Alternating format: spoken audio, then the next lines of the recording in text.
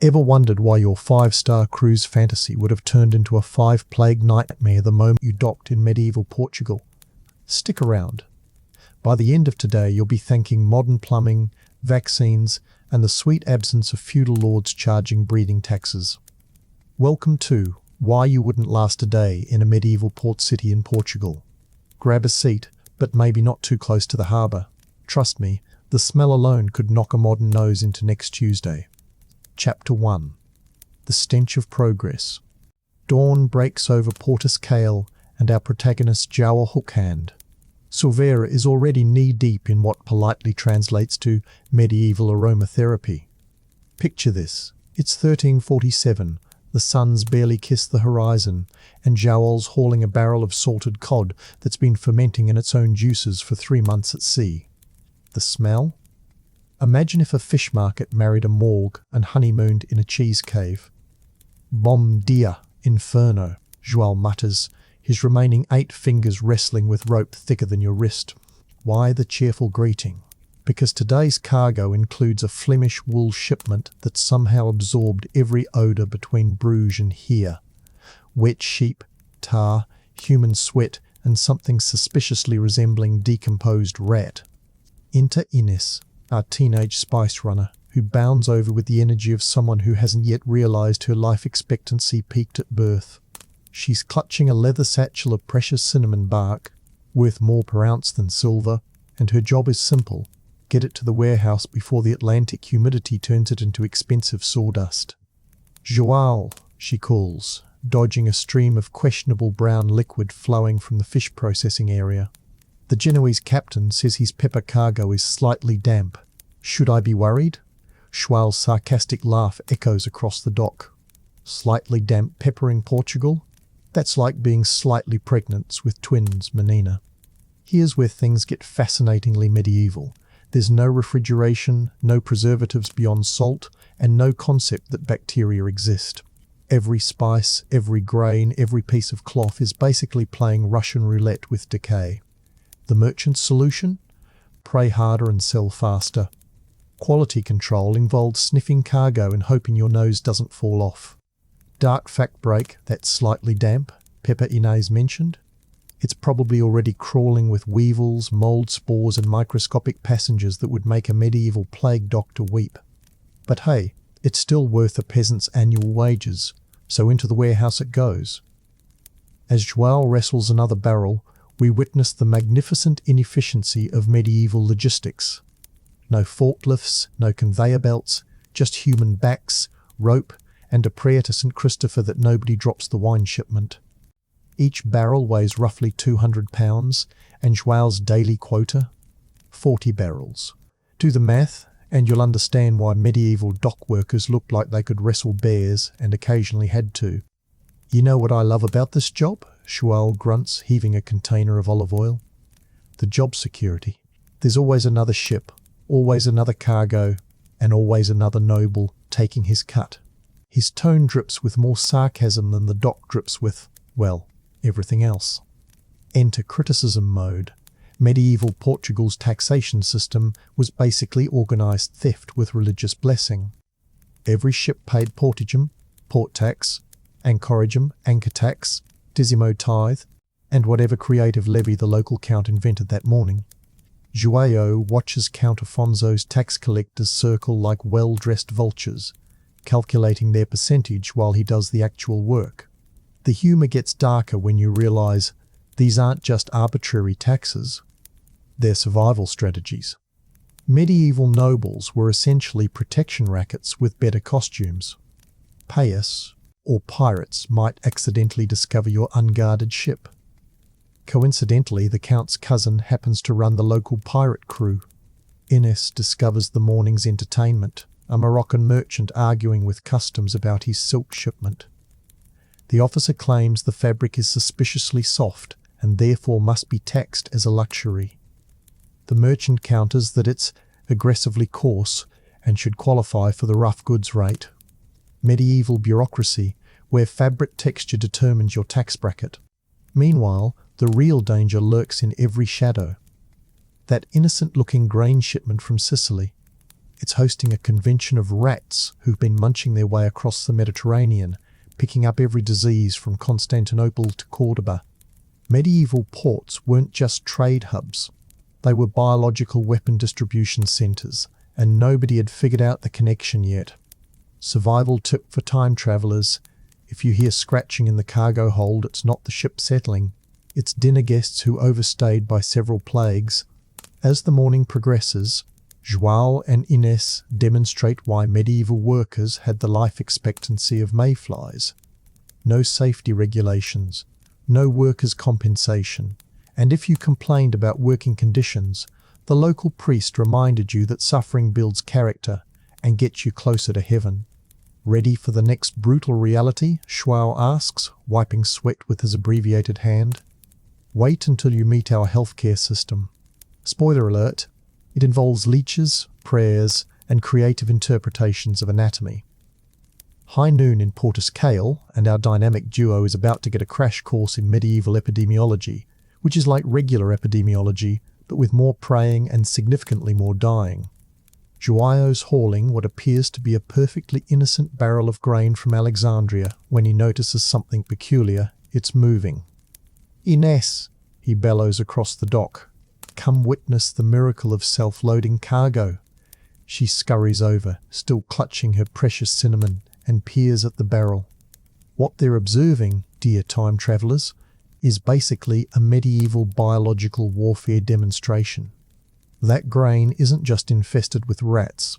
It's hosting an entire ecosystem of fleas, mites, and microscopic party crashers that would make a modern CDC official faint. Should we do something about that? Inês asks, watching a particularly bold rat poke its head out like it's checking the real estate market. João shrugs with the fatalism of someone who's survived 3 different plague outbreaks. What are we going to do? Ask them politely to leave. This is Portugal, Menina. We don't evict paying customers.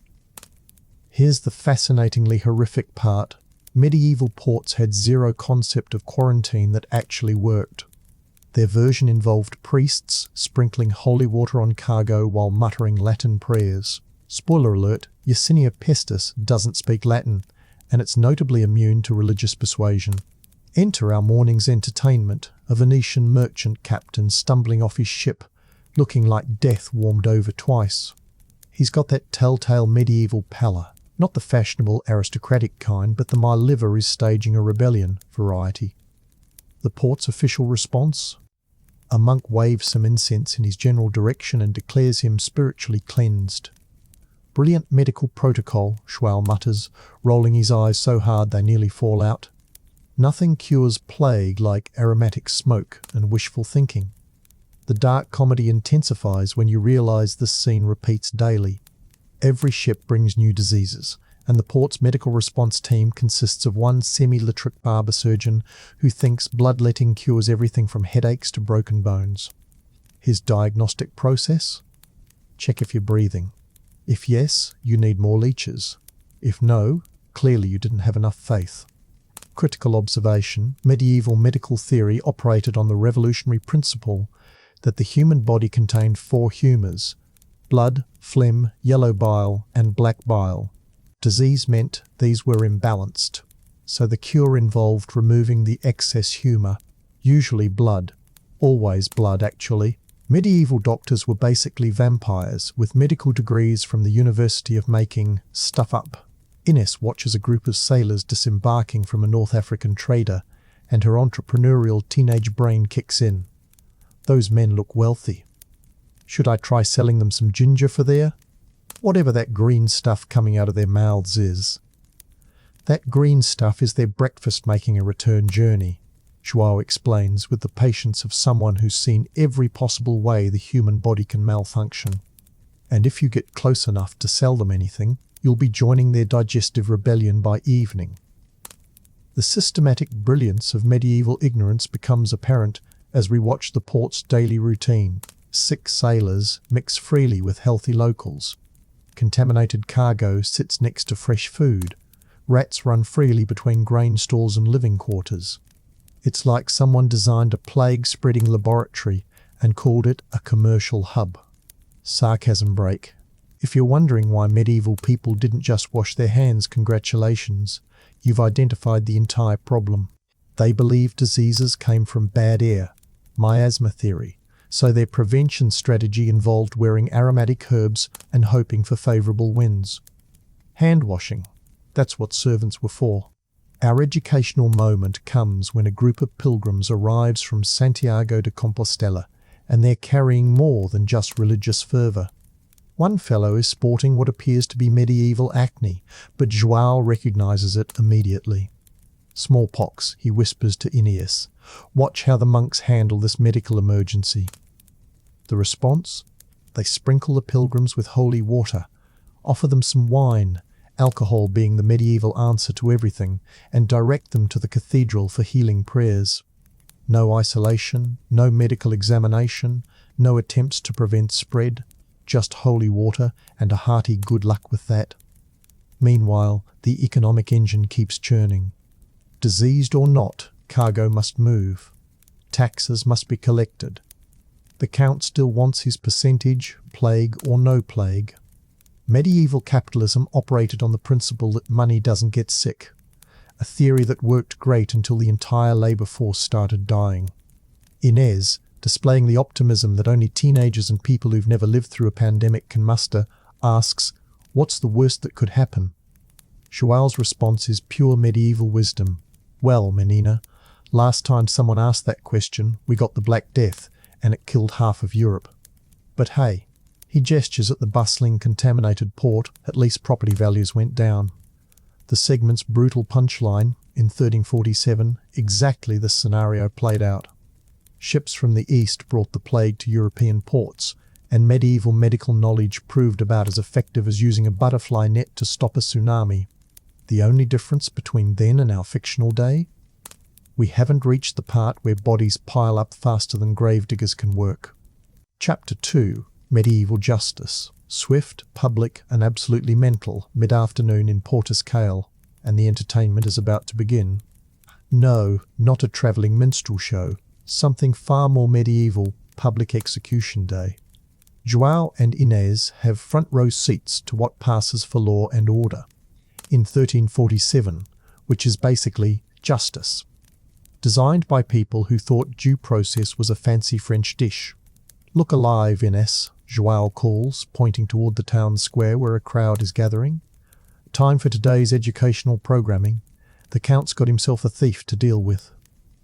The accused, a scrawny Galician sailor caught stealing a loaf of bread, worth roughly 2 days' wages, which in medieval economics makes him basically Al Capone. The trial process? The Count asked him if he did it. He said no. They dunked him in the river to see if God would save him. He floated, guilty, instead of sinking, innocent but dead. Medieval logic. Drowning proves innocence, surviving proves guilt. Brilliant system, Inês observes with teenage sarcasm. So the innocent people died proving they're innocent, and the guilty people live long enough to be executed for being guilty. Very efficient. João nods approvingly. That's medieval justice, menina. We've streamlined the whole process. No lawyers, no appeals, no expensive trials. Just a river, a rope, and whatever the Count had for breakfast affecting his mood. Here's where things get fascinatingly barbaric. Portuguese medieval law operated on the principle that punishment should be public, brutal, and educational. Not educational in the let's learn about justice sense, but in the let's learn what happens when you cross the local nobility sense. Today's lesson: theft gets you a hand removal performed by the town blacksmith who doubles as amateur surgeon. Enter the Count's justice philosophy. If we make punishment horrible enough, people will stop committing crimes. This theory worked about as well as you'd expect in a society where starvation was a Tuesday and desperation was a career choice. The crowd dynamics reveal medieval society's entertainment preferences. No Netflix, no social media, just public mutilation as community bonding.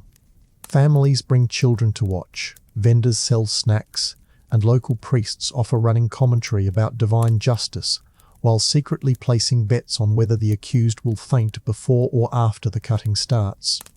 "You know what I love about this?" João asks rhetorically, watching the blacksmith sharpen his tools. The same count who takes 40% of our earnings in taxes is teaching us about theft. That's not irony, that's artistry. Critical analysis moment. Medieval Portuguese law wasn't actually about justice. It was about power display. The count doesn't care about bread theft. He cares about demonstrating that he owns every person, every loaf, and every finger in his territory. This isn't law enforcement. It's performance art with blood splatter. The proceedings begin with typical medieval flair. A monk reads charges in Latin, which nobody understands, followed by the count's verdict in Portuguese, which everyone understands but pretends is divine will. The accused gets to make a final statement, which traditionally involves begging for mercy, while the executioner tests his blade's sharpness. Inês makes an observation: "Why doesn't anyone ever just leave, find a different port city?" João's laugh carries the weight of feudal reality. Leave? Menina, we're bound to this land by law. Peasants can't just wander off. We're property that comes with the territory. The Count inherited us along with the castle, the harbour, and that ugly tapestry in his great hall. Here's the systematic brilliance of medieval oppression: make escape illegal, survival dependent on the Lord's goodwill, and justice arbitrary enough that everyone lives in fear. It's not a legal system. It's a social control mechanism disguised as divine order. The execution proceeds with medieval efficiency. One quick chop, minimal screaming, maximum educational value. The severed hand gets nailed to the dock as a learning opportunity for other potential thieves. The former thief gets bandaged, sort of, and released to find new career opportunities in the competitive field of one-handed begging. Sarcasm interlude. Rehabilitation. In medieval Portugal meant congratulations, you survived your punishment. Now figure out how to eat with your remaining appendage. As the crowd disperses, Inês voices the question every time traveller is thinking: what if someone's actually innocent? João's response embodies medieval pragmatism. Innocent people don't get caught. If you're standing trial, God already judged you guilty. We're just following his recommendation. Besides, he gestures at the departing crowd. Look how entertained everyone is. That's worth something, right? The economic impact of medieval justice becomes apparent as vendors count their earnings from snack sales. Children practice their newfound anatomy knowledge on stray cats, and the local priest schedules next week's moral education session featuring a horse thief and some very creative rope work. Meanwhile, actual crime continues unabated. Pickpockets work the crowd during executions. Tax collectors embezzle with impunity, and the Count's guards shake down merchants while their boss demonstrates his commitment to law and order. Medieval justice, stopping small crimes with big brutality while ignoring systemic corruption entirely. The day's final lesson: in medieval Portus Cale, justice isn't blind. It's selectively homicidal, economically motivated, and designed by people who thought innocent until proven guilty was dangerous, radical thinking that threatened social stability. Evening settles over Portus Cale, and João is explaining the intricacies of feudal hierarchy to Inês while they finish loading a shipment of cork bound for England. Think of it as medieval LinkedIn. Except, instead of networking, you get serfdom, and instead of career advancement, you get generational bondage. See that fancy bastard in the velvet doublet? João points to a well-dressed man supervising from a safe distance. That's Dom Rodrigo, the Count's bailiff. His job is making sure we remember our place in God's grand design, which is apparently somewhere between livestock and furniture. Dom Rodrigo approaches with the swagger of someone who's never lifted anything heavier than a wine cup. Dark fact: medieval Portuguese bailiffs earned their positions through birth, bribery, or occasionally by surviving longer than their predecessors, who often met mysterious ends involving hunting accidents and convenient bridge collapses. Today's bailiff is announcing new tax obligations with the enthusiasm of someone reading a shopping list.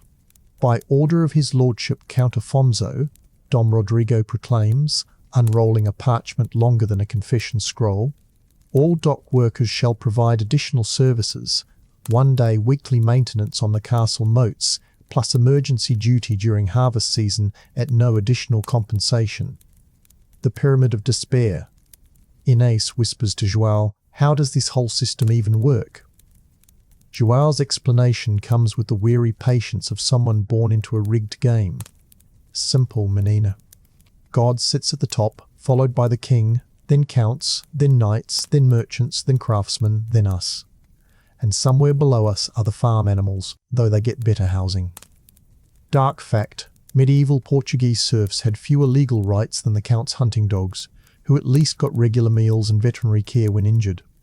The hierarchical beauty of feudalism becomes apparent as Dom Rodrigo continues reading taxes, dock fees, harbour maintenance, castle repair, bridge upkeep, road construction, wall fortification, and the creatively named breathing tax. Officially called respiração. Unofficially called we're making up charges because we can. What happens if we can't pay? Inês asks with the dangerous curiosity of youth. Dom Rodrigo overhears and smiles with the warmth of a tax audit. Debt bondage, menina. Your family works for the count until the obligation is settled. Usually takes about forever plus interest. Dark fact, medieval debt could be inherited for generations. Families remained bound to their lords for crimes or debts committed by great-grandfathers they'd never met. The economic genius of oppression, João demonstrates the mathematical elegance of feudal economics using their daily wages. I earn 12 dinheiros per day. The count takes 4 for taxes, 2 for dock fees, 1 for guild obligations, 1 for church tithe, and 1 for protection from bandits, who coincidentally look exactly like the count's unemployed nephews. That leaves 4 dinheiros, Inês calculates with the arithmetic skills of someone who counts in fish. 3, João corrects. The remaining dinheiro goes to Dom Rodrigo here for the privilege of explaining why we can't afford the new breathing tax. Dom Rodrigo nods approvingly, clearly appreciating the accuracy of João's financial breakdown. The systematic beauty of medieval exploitation reveals itself as other workers gather to hear their new obligations. Each person owes different amounts based on their position in the feudal hierarchy. Dock workers pay in labour, merchants pay in goods, craftsmen pay in services. Dark fact, the only people exempt from taxation were the clergy and nobility, who instead received the taxes and considered themselves blessed by divine providence for their generous acceptance of other people's money. Social mobility, a medieval fantasy. Can people ever move up? Inês asks, displaying the optimism that medieval society works tirelessly to crush. Dom Rodrigo laughs, not with humour, but with the sound of someone explaining basic physics to a pigeon. Move up? Child, social position is ordained by God. Suggesting otherwise is heresy, and heresy is, well, let's just say it involves fire and screaming. João adds his own sardonic wisdom. The only upward mobility in medieval Portugal is the gallows. Very vertical, very final, very efficient at solving social climbing problems. Critical observation, medieval Portuguese society operated on the principle that questioning your social position was questioning God's judgment, a convenient theology that kept peasants working and nobles comfortable. The church provided spiritual justification, the nobility provided armed enforcement, and everyone else provided labour, taxes, and entertainment through their suffering. The daily grind of feudal life. As Dom Rodrigo finishes his proclamations, the reality of feudal obligations becomes clear. Workers must provide labour service 2 days weekly, military service during conflicts, harvest service during agricultural seasons, construction service whenever nobles need projects, and burial service digging graves for plague victims. Dark fact, medieval Portuguese serfs averaged about 1 day per week actually working for their own survival. The rest belonged to their feudal lords. You know what I love about this system? João asks rhetorically while shouldering another barrel. It's so efficient. Instead of worrying about career choices, financial planning, or personal freedom, everything's decided for us. Very stress-free, if you ignore the starvation and early death. Dom Rodrigo departs with his tax collection, leaving behind workers who now owe more than they can earn, bound to land they can't leave, serving masters they can't question. The feudal system in action, maximum control, minimum responsibility, zero escape routes. Inês summarizes with teenage directness. So we're basically well-fed slaves? João's correction carries the weight of medieval reality. Well-fed? Menina, you're clearly new here. Chapter 3, Medieval Medicine, where prayers meet pus. The morning fog lifts over Portus Cale, revealing what passes for a medical emergency in 1347. A Flemish sailor has collapsed near the grain warehouse, and his shipmates are dragging him toward the town's only medical facility, a combination barbershop, tooth puller, and amateur surgery theatre run by Brother Thomas, who learned medicine from a book that was probably wrong when it was written. João watches the procession with the detached interest of someone who's seen this performance before. 10 dinheiros, says Brother Thomas, prescribes bloodletting before he even examines the patient. He tells Inês, who's clutching her cinnamon satchel like a medieval first aid kit. The fascinating horror of medieval medicine unfolds as Brother Thomas emerges from his shop, wiping his hands on a cloth that's seen more bodily fluids than a modern operating room, but significantly less soap. His diagnostic method involves checking the patient's pulse, examining his urine colour, and consulting his astrological charts to determine which celestial body is causing the illness. Dark fact. Medieval Portuguese physicians believed diseases were caused by planetary misalignment, so treatment often involved waiting for more favourable astronomical conditions while the patient either recovered or died. Classic case of excessive yellow bile, Brother Thomas announces with the confidence of someone who's never been sued for malpractice. Clearly the result of Saturn's influence during last Tuesday's lunar eclipse. We'll need to restore balance through therapeutic bleeding and purging. Inês whispers to João, what's he actually going to do? The answer arrives in the form of medieval medical equipment, a collection of iron tools that look more suitable for torture than healing. Brother Thomas produces a brass bowl, several curved blades, and a jar of what appears to be either medicinal leeches or particularly aggressive garden slugs. The systematic brilliance of medieval medical theory becomes apparent as Brother Thomas explains his treatment plan to the gathered crowd. Human bodies contain 4 humours: blood, phlegm, yellow bile, and black bile, and illness results from imbalance among these mystical fluids. The cure involves removing the excess humour, usually through bleeding, vomiting, or elaborate combinations of both. Dark fact. Medieval medical texts recommended bloodletting for everything from headaches to broken bones, and physicians who questioned this practice were often accused of heresy and forbidden from treating patients. João provides running commentary as the procedure begins. Notice how Brother Thomas doesn't wash his hands, sterilize his tools, or ask about the patient's medical history. Very efficient. No time wasted on unnecessary precautions that might interfere with divine will. The Flemish sailor, now conscious enough to protest, tries explaining his symptoms in a mixture of Dutch and broken Portuguese. He's describing what sounds like food poisoning from spoiled ship's biscuits, but Brother Thomas interprets this as demonic possession, requiring immediate spiritual intervention. The treatment shifts from medical to religious, involving holy water, Latin incantations, and increasingly creative interpretations of anatomy. Economic considerations complicate the medical drama as the ship's captain arrives to negotiate payment. Brother Thomas charges by the procedure. Bloodletting costs 2 dinheiros, leech application costs 3, and spiritual cleansing costs 5, plus a donation to the church. The captain, displaying impressive medieval pragmatism, offers to pay half now and half if the sailor survives until departure. Inês observes the intellectual poverty of medieval medical education as Brother Thomas consults his reference materials, a collection of scrolls copied from Arabic texts, which were copied from Greek texts, which were copied from Roman texts, each translation adding new errors and creative interpretations. Dark fact. Medieval European physicians were working with medical knowledge that was roughly 800 years out of date and had been mistranslated through at least 4 different languages, resulting in treatments that were not only ineffective but often accelerated the patient's demise. The procedure itself unfolds with medieval efficiency. Brother Thomas makes several small cuts on the sailor's arm, allowing blood to flow into his brass bowl while reciting prayers in Latin that he clearly doesn't understand. The patient grows visibly weaker, which Brother Thomas interprets as evidence that the treatment is working. The evil humours are departing with the blood. Fascinating medical philosophy, João observes to Inês.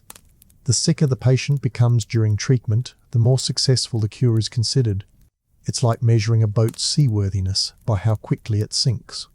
Meanwhile, actual medical crises continue around the port. A dock worker with an infected cut is treating himself with wine and prayers. A merchant's wife is dealing with what's clearly appendicitis by wearing aromatic herbs and hoping for divine intervention. A group of pilgrims are sharing what appears to be dysentery while believing it's spiritual purification.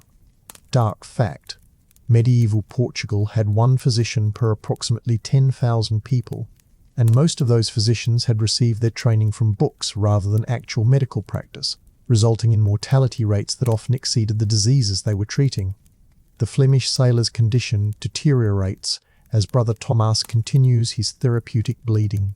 The patient's shipmates are growing concerned, not about the medical procedure, but about whether they'll get their money back if he dies before the ship sails. Medieval healthcare operated on a cash upfront basis, with no warranties, returns, or malpractice protections. Brother Thomas concludes the session by prescribing a follow-up treatment, more bloodletting tomorrow, plus a regimen of herbal remedies that include ground unicorn horn, actually powdered sheep bone, mercury, actual mercury, and something called mummy dust. That's better left unexamined. The total cost equals a month's wages for a dock worker, payable immediately to ensure divine favour. As the medical drama concludes, João delivers his final assessment. You know what I love about medieval medicine. It's so straightforward.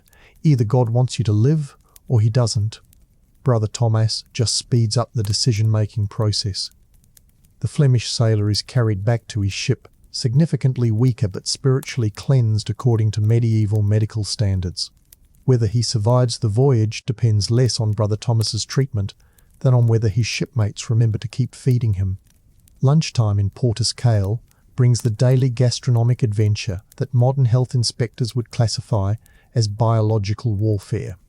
João and Inês approach the harbour tavern where the day's menu consists of whatever hasn't rotted completely and whatever the cook hasn't dropped on the floor more than twice.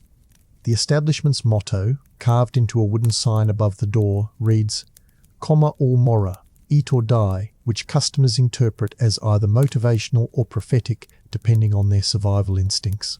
The tavern keeper, Gaspar Agordo, greets them with the enthusiasm of someone who's never heard of refrigeration and considers food safety a personal weakness. His kitchen operates on medieval principles. If it's not moving independently, it's probably safe to eat, and if it is moving, just cook it longer until it stops. Dark fact: medieval Portuguese taverns had no refrigeration, no preservatives beyond salt, and no health regulations, resulting in food poisoning rates that made dysentery seem like a minor inconvenience compared to what passed for daily nutrition. "What's today's special, Gaspar?" João asks while examining a bowl of what might be fish stew or might be harbour water with ambitious seasoning. The ingredients are recognisable enough: fish heads, onions, and something that used to be bread before achieving sentience. Gaspar's culinary explanation reveals the sophisticated food preservation techniques of medieval Portugal. Fresh sardines from this morning's catch, seasoned with herbs from my garden and thickened with yesterday's bread that I rescued from the rats before they could finish it. The sardines have been sitting in the harbour heat for approximately 6 hours, developing that distinctive aroma that hovers between oceanic and obituary. Inês displays the reckless courage of youth by actually ordering a portion. The preparation process unfolds like a medieval cooking show designed by people who think salmonella is a type of fish. Gaspar rinses the sardines in water that's been used for washing dishes, hands, and occasionally small children. He seasons the stew with salt that's been sitting uncovered near the harbour, absorbing moisture, dust, and whatever microscopic passengers happen to be floating by. The economic realities of medieval dining become apparent as João calculates the cost-benefit analysis of tavern food versus starvation. A bowl of questionable stew costs 1 dinheiro, roughly half a day's wages for a dock worker, but provides enough calories to work another day, assuming the consumer survives the initial digestive adventure. Dark fact: medieval Portuguese workers spent approximately 60% of their income on food, most of which was either spoiled, contaminated, or nutritionally inadequate, creating a cycle where people worked primarily to afford food that slowly poisoned them. Gaspar's cooking methodology involves techniques passed down through generations of people who survived long enough to reproduce despite their culinary choices. He boils everything until it achieves uniform texture, seasons everything with salt until it's technically preserved, and serves everything while it's still hot enough to kill whatever might be living in it. The theory works occasionally, which medieval diners consider a remarkable success rate. "You know what I love about Gaspar's cooking?" João asks rhetorically while stirring his stew with a suspicious wooden spoon. "It's consistent. Every meal is equally likely to either nourish you or kill you. Very democratic. Even the Count's food can't make that claim." The tavern atmosphere provides its own entertainment as customers demonstrate various stages of medieval food poisoning. One merchant is experiencing what he optimistically calls digestive rebellion while negotiating a silk trade deal. A group of sailors are competing to see who can keep down their lunch longest while planning tomorrow's fishing expedition. Dark fact: medieval Portuguese taverns served as unofficial medical research facilities where customers conducted involuntary experiments in human digestive tolerance, contributing valuable data about the relationship between food safety and mortality rates. Inês discovers the medieval approach to dietary diversity as Gaspar explains the week's menu rotation. Monday is fish stew, Tuesday is fish soup, Wednesday is fish porridge, Thursday is fish bread, Friday is fish everything because it's a holy day, Saturday is fish surprise, and Sunday is whatever fish is left from the week. The preservation challenges of medieval coastal dining reveal themselves as João points out the tavern's storage methods. Barrels of salted fish sit uncovered in the heat, attracting flies that Gaspar considers natural seasoning enhancement. Bread is stored in baskets that double as rat hotels. Wine is kept in containers that haven't been properly cleaned since the previous harvest, developing flavours that range from interesting to evidence of divine punishment. Meanwhile, actual nutrition remains a theoretical concept. Vegetables are rare, expensive, and usually reserved for wealthy merchants who can afford the luxury of dying from different causes. Fruits are available seasonally and spoil within hours of ripening. Fresh meat is prohibitively expensive and even more dangerous than the fish, since livestock butchering involves the same sanitary standards as everything else in medieval Portugal. The dining experience concludes with Gaspar's traditional customer service. If you survive until tomorrow, tell your friends about the excellent meal. If you don't survive, tell St. Peter that Gaspar's tavern serves the finest fish stew this side of paradise. As João and Inês leave the tavern, both experiencing the early stages of what medieval doctors would diagnose as humoral imbalance requiring immediate bloodletting, they reflect on the daily gamble of medieval nutrition. Every meal is a calculated risk between starvation and poisoning, with survival depending more on luck than food safety. "Ready for tomorrow's lunch adventure?" João asks, while his digestive system stages its own small rebellion.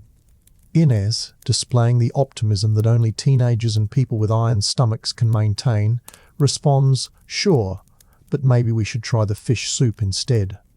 What's the worst that could happen? João's laughter echoes across the harbour, disturbing several rats who are enjoying their own version of Gaspar's cooking from the tavern's refuse pile.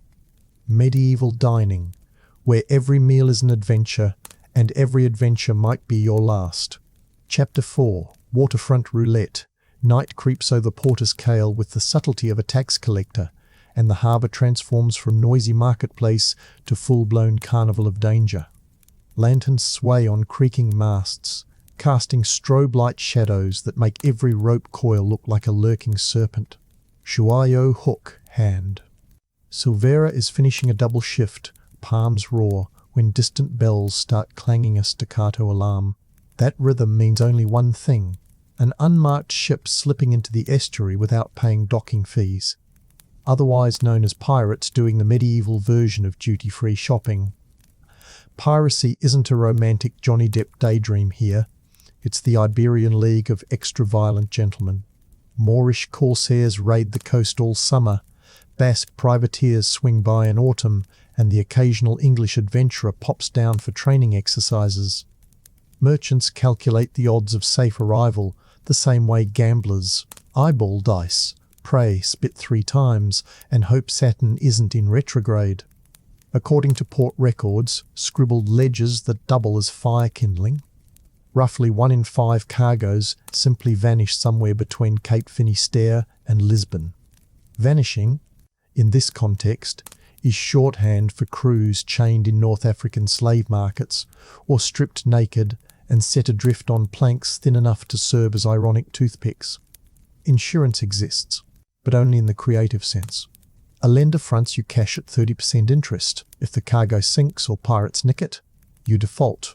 Your house becomes bank property, and your children pick up a lifelong hobby called indentured servitude. Medieval maritime insurance is essentially roulette, where the wheel is on fire and the croupier pockets the ball before every spin. João hears stories of captains so terrified of creditor reprisals they torch their own ships offshore, claim divine lightning, and pocket the compensation, assuming the inquisitor doesn't notice the suspicious smell of lamp oil. High taxes fertilize a parallel economy faster than mould grows on Gaspar's sardines. Smugglers pack contraband sugar under fish guts. Nobody digs there twice, and bribe watchmen with enough coins to forget they ever possessed eyesight. João once unloaded a barrel labelled church candles that rattle-clinked like sword hilts. He kept quiet. The Count's cousins run the inspection detail, and inconvenient questions shorten lifespans more efficiently than the plague. Dark fact, in 14th century Portugal, customs fraud carried a theoretical death penalty, but enforcement depended entirely on the briber's generosity. The richer the offender, the holier the oversight. Violence isn't confined to the sea. Quayside taverns double as recruiting officers for every rogue fleet, turning drunken brawls into live auditions. Lose a knife fight? Wake up signed to a 2-year contract rowing a galley bound for the Canary Islands. Win the knife fight and you merely inherit your opponent's debt, his lice, and possibly his girlfriend, who is already negotiating a better offer at the next table. Inês de Carvalho, sprinting past with a midnight courier run of peppercorns, navigates these testosterone tsunamis like a cat across balconies. She keeps a sharpened awl tucked in her boot. A jab to the thigh persuades drunks to respect personal space quicker than any chivalric lecture. Slavery hums beneath every deal. Portuguese ships are already probing the Atlantic islands, returning with captive Berbers and, soon enough, West Africans. Auctions occur at dawn when the harbour's less crowded. Can't have paying merchants distracted by chained human inventory, bad for brand image. Prices fluctuate by age, muscle tone, and the likelihood of surviving unfamiliar European microbes. A healthy male fetches the cost of 3 good mules. A child costs half but lasts longer, assuming they live past their first winter on vineyards upriver. The church blesses the trade provided conversions happen swiftly. Nothing says salvation, like baptism performed with bilge water. Even for free citizens, nature mounts its own shakedown. Sudden Atlantic squalls slam into the mouth of the Douro, tossing cogs against stone piers like dice cups. Medieval shipwrights understand buoyancy the way astrologers understand physics. Vaguely, loudly, and usually wrong. When hulls splinter, locals sprint for salvage rights. First to touch floating cargo owns it, provided they outkick neighbours and the occasional drowning sailor clinging for dear life. João admits to grabbing a crate of Andalusian oranges once. He adds, with trademark sarcasm, that the drowning sailor probably preferred the spiritual richness of martyrdom to the sour reality of bankruptcy. Life aboard ships is hardly safer. Crews subsist on salted pork that predates its own expiration date, hardtack alive with weevils, and water stored in barrels whose staves leak tannin like primitive tea. Scurvy inflates gums until teeth hang like loose gravestones. Surgeons treat it by surprise, bloodletting, and prayers. Rats provide midnight entertainment, gnawing toes through thin leather boots, but captains leave them unchecked because feline predators count as cargo space better devoted to wine. Back on shore, João ties off the last mooring line beneath a sky stitched with constellations sailors swear by. He jokes that Orion's belt should be wider. It might hold more desperate dockhands trying to escape the feudal rat race by climbing into the stars. Inês laughs, pockets her courier fee, mostly copper coins slick with fish oil, and muses that piracy might offer clearer promotion ladders than honest labour. After all, in this town, the difference between merchant and marauder is paperwork nobody bothers to file. The church bell tolls midnight, signalling curfew. Guards in mismatched armour herd stragglers toward home with pikes angled like shepherd crooks. Anyone found loitering becomes tomorrow's public order example, so João and Inês part ways, each pretending the darkness doesn't hide men who value knives over conversation. Another day on the waterfront ends, survival again chalked up to a mixture of muscle, luck, and the collective decision of every infectious microbe to postpone its feast. The darkness over Portus Cale doesn't fall so much as ooze from the alleyways like spilled wine mixed with blood. João's shift officially ended hours ago, but unofficial shifts never end when you're too poor to refuse extra copper coins and too smart to walk the docks alone after midnight. The nocturnal economy operates on different principles than daylight commerce. Violence substitutes for contracts, fear replaces currency, and survival depends on knowing which shadows conceal cutthroats versus which ones merely hide tax collectors. Tonight's entertainment begins when a Genoese galley limps into harbour flying distress flags that could mean anything from medical emergency to "we accidentally started a war with Morocco." The captain, Capitano Grimaldi, staggers down the gangplank with one arm in an improvised sling and the other clutching a leather pouch that clinks with suspicious authority. His cargo manifest lists religious artifacts and olive oil, but João notices the crew unloading suspiciously sword-shaped candlesticks and unusually heavy communion wine that sloshes like molten metal. Medieval smuggling operates on the principle that customs officials possess limited imagination and unlimited greed. Label contraband, creatively enough, pay the right bribes, and weapons become agricultural tools, stolen gold becomes charitable donations, and slaves become voluntary pilgrims seeking employment opportunities. Inês materializes from the grain warehouse shadows, her evening courier work requiring navigation through Porto's after-hours economy, where legitimate business mingles with activities that would make Satan file copyright complaints. She's been hired to deliver a sealed message from the harbour master to someone called O Lobo, the Wolf, who apparently conducts business from a tavern basement that officially doesn't exist, and unofficially serves as headquarters for half the criminal enterprises between Lisbon and Santiago de Compostela. The payment, 3 silver coins, represents more money than most dock workers see in a month, which means the message either contains state secrets or detailed instructions for activities that involve screaming and shallow graves. Dark fact: medieval Portuguese ports operated dual economies after sunset, with legitimate merchants conducting business upstairs while smugglers, slavers, and political conspirators negotiated in cellars that connected through tunnel networks originally built for defending against Moorish raids, but now served as escape routes for anyone whose business practices attracted unwanted attention from church authorities or rival crime families. The Genoese situation escalates when Capitano Grimaldi starts negotiating with the harbour master for emergency docking privileges, which in medieval Portugal means bribing everyone from the night watchman to the local priest's cousin's brother-in-law. The captain's story, attacked by Barbary corsairs, crew reduced by half, cargo damaged but salvageable sounds. Plausible until João notices the damaged cargo includes perfectly intact barrels marked with Arabic script and suspiciously fresh bloodstains that haven't had time to turn brown. Either Grimaldi fought the world's tidiest pirates, or he's been conducting business with partners who prefer payment in body parts rather than gold coins. Meanwhile, O Lobo's Tavern provides tonight's lesson in medieval conflict resolution. The establishment operates under house rules that make gladiator arenas seem like diplomatic conferences. Disputes are settled by knife fights, debts are collected with interest calculated in missing fingers, and customer complaints are addressed through creative interpretations of anatomy. Inês approaches the building with the tactical awareness of someone who's learned that curiosity kills more than cats in medieval Portugal. It eliminates entire families, their livestock, and anyone unfortunate enough to live nearby when creditors decide to make examples. The underground economy reveals its sophistication as João observes the night's business transactions.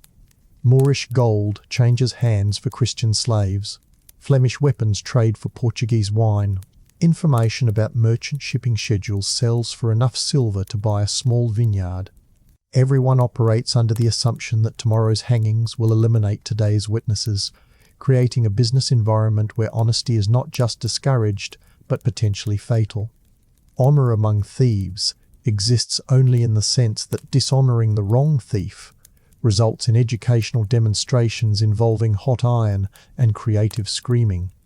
Violence erupts with medieval punctuality when two groups of armed men discover they've been negotiating for the same cargo of liberated Moroccan leather goods. The dispute resolution process involves steel, profanity in 4 different languages, and enough blood to require emergency sand supplies for traction. Medieval conflict mediation operates on the principle that whoever survives the longest wins the argument, while bystanders place bets and calculate salvage rights to whatever valuables fall from dying hands.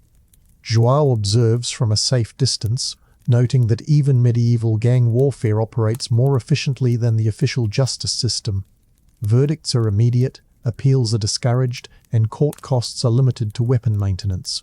The church bells announce the 3rd hour past midnight, which in medieval timekeeping means late enough for serious crimes, but early enough to clean up evidence before morning prayers. Brother Thomas emerges from his medical establishment to provide battlefield surgery services at premium rates. Emergency limb reattachment costs 5 silver coins, emergency last rites cost 3, and emergency amnesia about witnessing anything costs whatever the participants can afford. Medieval medical ethics operate under the principle that suffering builds character, but money builds churches, so charging premium rates for emergency care serves both spiritual and architectural purposes. As the night's festivities wind down, Inês successfully delivers her mysterious message to O Lobo, who turns out to be a surprisingly small man with disproportionately large scars and the business demeanour of someone who calculates profit margins in screams per silver coin. Her payment includes a bonus copper piece and advice about avoiding certain dock areas until the rats finish cleaning up tonight's entertainment. Medieval employee benefits packages emphasize survival training over health insurance, since the former proves more practical in an economy where workplace accidents frequently involve deliberate weapons application. Dawn approaches with the reluctance of someone who knows what daylight will reveal, and João reflects on another successful evening of not becoming a casualty statistic. The harbour's nighttime economy provides valuable services: conflict resolution, wealth redistribution, and population control that supplement the official systems with remarkable efficiency. As he puts it to Inês while they watch city guards drag away whatever remains of tonight's business negotiations, medieval free enterprise at its finest. No regulations, no oversight, and customer satisfaction guaranteed, assuming the customers survive to complain. Chapter 5, Faith, Fear and Fire. Dawn smoulders over Portus Cale, and the cathedral bells beat the sky like a guilty conscience trying to sound pious. João hookhand. Silveira forces stiff knees toward the key, pretending he doesn't hear the summons. Skipping morning mass costs a few coins and penance, but showing up late to the docks costs actual skin. Inês jogs beside him, clutching cinnamon tight enough to bruise the bark. Every step echoes with one unspoken rule. In 1347 Portugal, you can skimp on breakfast, never on public devotion. The Dominicans have eyes everywhere, and nothing ruins a workday faster than being accused of heresy before lunch. The friars patrol the waterfront in flowing black, handing out salvation pamphlets that double as denunciation forms. A blank sheet reads like a threat. Fill it with a neighbour's sins, or watch someone fill it with yours. The Inquisition proper won't arrive for another century, but the machinery is warming up right here, right now. Trial by rumour, conviction by whisper, sentence carried out behind chancery doors where screams bounce off stone and come back sounding like liturgy. João remembers a cooper who joked that St. Anthony must be deaf because the saint hadn't cured his gout. 2 days later the cooper was gone, his workshop confiscated for the glory of God. The official story said pilgrimage, the unofficial truth said rack and iron.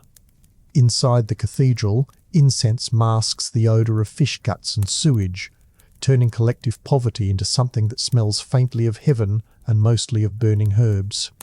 Priests preach charity while renting pew space. A silver piece buys front row salvation, copper gets you a view of pillars. The poor stand in back where the Latin homily blurs into echo. Criticism bubbles in João's throat. God seems to spend a lot of time collecting fees, but he swallows it with the reflex of a man who likes his tongue attached. Inês whispers that she's saved 3 coins. 1 pays the Spice Guild, 1 pays her family's tithe, and 1 is tucked under a floorboard in case she ever needs to disappear. João calls it her get-out-of-hell fund, though everyone knows no floorboard hides you from an ecclesiastical warrant. After Mass, the procession spills into the square for an auto da felite. Nothing so dramatic as flames today, merely public penance. A trader from Valencia kneels shirtless on cobbles, candle in hand, parading guilt for eating meat on Friday, next to him. A Jewish tailor wears a dun-coloured tabard marked with a yellow wheel, forbidden to practice his craft outside the Juderia walls. The crowd accepts this theatre as civic duty suffering, keeps heaven's books balanced. Children laugh, adults cross themselves, and the friars remind everyone that indulgences are on sale. A parchment stamped with lead seal white decades off purgatory for the price of a fortnight's wages. João mutters that if the church taxed air, priests would sell bottled breaths outside the nave. Inês snorts so loudly, a friar swivels, Quill already poised to add her name to some list.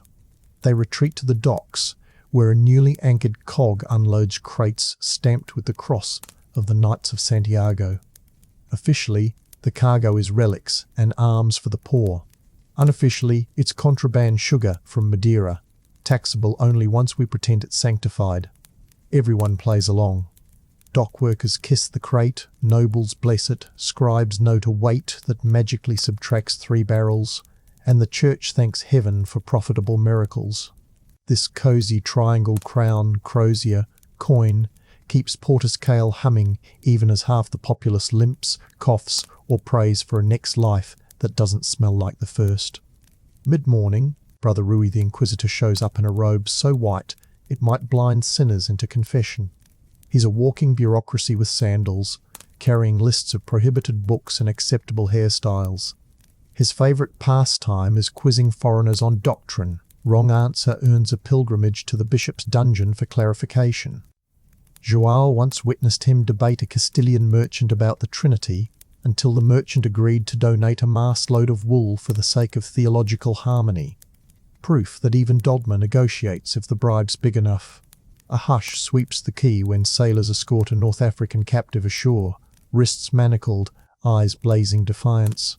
He'll be ransomed if wealthy relatives materialize. If not, baptism awaits, by persuasion or by barrel dunking, whichever comes quicker. Conversion counts double points in heaven's ledger, and the city celebrates each soul saved as though it erases a dozen local sins. Inês tries not to stare. João mutters that the man's faith will be measured in ducats by sunset. Dark trade wraps itself in holy cloth and calls the prophet grace. Noon bells clang again, this time demanding alms for the hospital of St. Lazarus, a leper refuge perched upriver where desperation outnumbers bandages. The hospital survives on donations skimmed from indulgence sales. Rumour says half its patients aren't even lepers, just paupers faking lesions to secure a daily ration. Charity, heresy, commerce. Three faces of the same coin spinning so fast it looks like moral certainty. João drops a copper in the alms box. He's hedging bets, not seeking sainthood. Inês follows suit, though her coin sticks to old wax and needs a shove to clink home.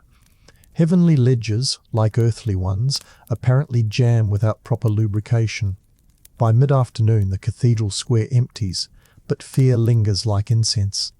People speak softer, laugh shorter, think twice before joking about saints. Faith offers comfort, yet its gatekeepers wield parchment and pyre, promising salvation while practicing accounting. João reflects that in Portus Cale heaven feels less like a promise, more like a franchise. Pay the entry fee, wear the right badge, hope management upgrades you after death. Inês replies with youthful blasphemy. If God truly counts every hair, he's got time to count every coin too. João shushes her, stakes burn hotter than philosophical curiosity. They part ways at the quay, both scanning alleys for friars with sharp ears. A gust carries cathedral bells over fishy air, tolling a reminder, believe, obey, pay, repeat. João scratches the stump where fingers once lived, and wonders how much indulgent silver it would cost to buy those digits back from purgatory. Probably more than he'll ever earn. Faith, fear, and fire. Portus Cale's holy trinity, ready to bless you, bleed you, or burn you as the market demands. The afternoon sun beats down on Portus Cale like divine judgment rendered in sweat and stone, and João discovers that theological discussions in medieval Portugal resemble knife fights, except knives only threaten your body, while the wrong opinion about transubstantiation threatens your eternal soul and your immediate ability to keep breathing. A Flemish wool merchant named Henrik van Brugge has made the amateur mistake of questioning why communion wine tastes suspiciously like the tavern's cheapest vintage, especially when Brother Thomas performs the blessing with fingers still sticky from counting collection coins. Henrik's innocent curiosity attracts Brother Rui the Inquisitor faster than blood draws flies. The Dominican approaches with the measured pace of someone who knows running isn't an option. His authority extends from heaven to hell, with convenient stops at every dungeon in between. His opening question sounds deceptively casual. Tell me, merchant, do you believe the Holy Eucharist transforms literally into the body and blood of our Saviour? Or do you subscribe to the heretical notion that it remains mere bread and wine enhanced by spiritual symbolism? Henrik's confusion is understandable. He thought he was buying textiles, not enrolling in advanced theology with remedial torture. The crowd dynamics shift with medieval efficiency as dock workers abandon their cargo to witness free entertainment. Public heresy trials offer better drama than travelling players. Real stakes, genuine screaming, and educational value for children learning about the importance of orthodox thinking. Inês positions herself near the escape routes. She's young but not stupid, and spectating heresy accusations sometimes leads to involuntary participation when inquisitors decide the audience needs guilt by association lessons. João stays close enough to hear, but far enough to avoid Brother Rui's peripheral vision, where suspicious expressions count as evidence of doctrinal deviation.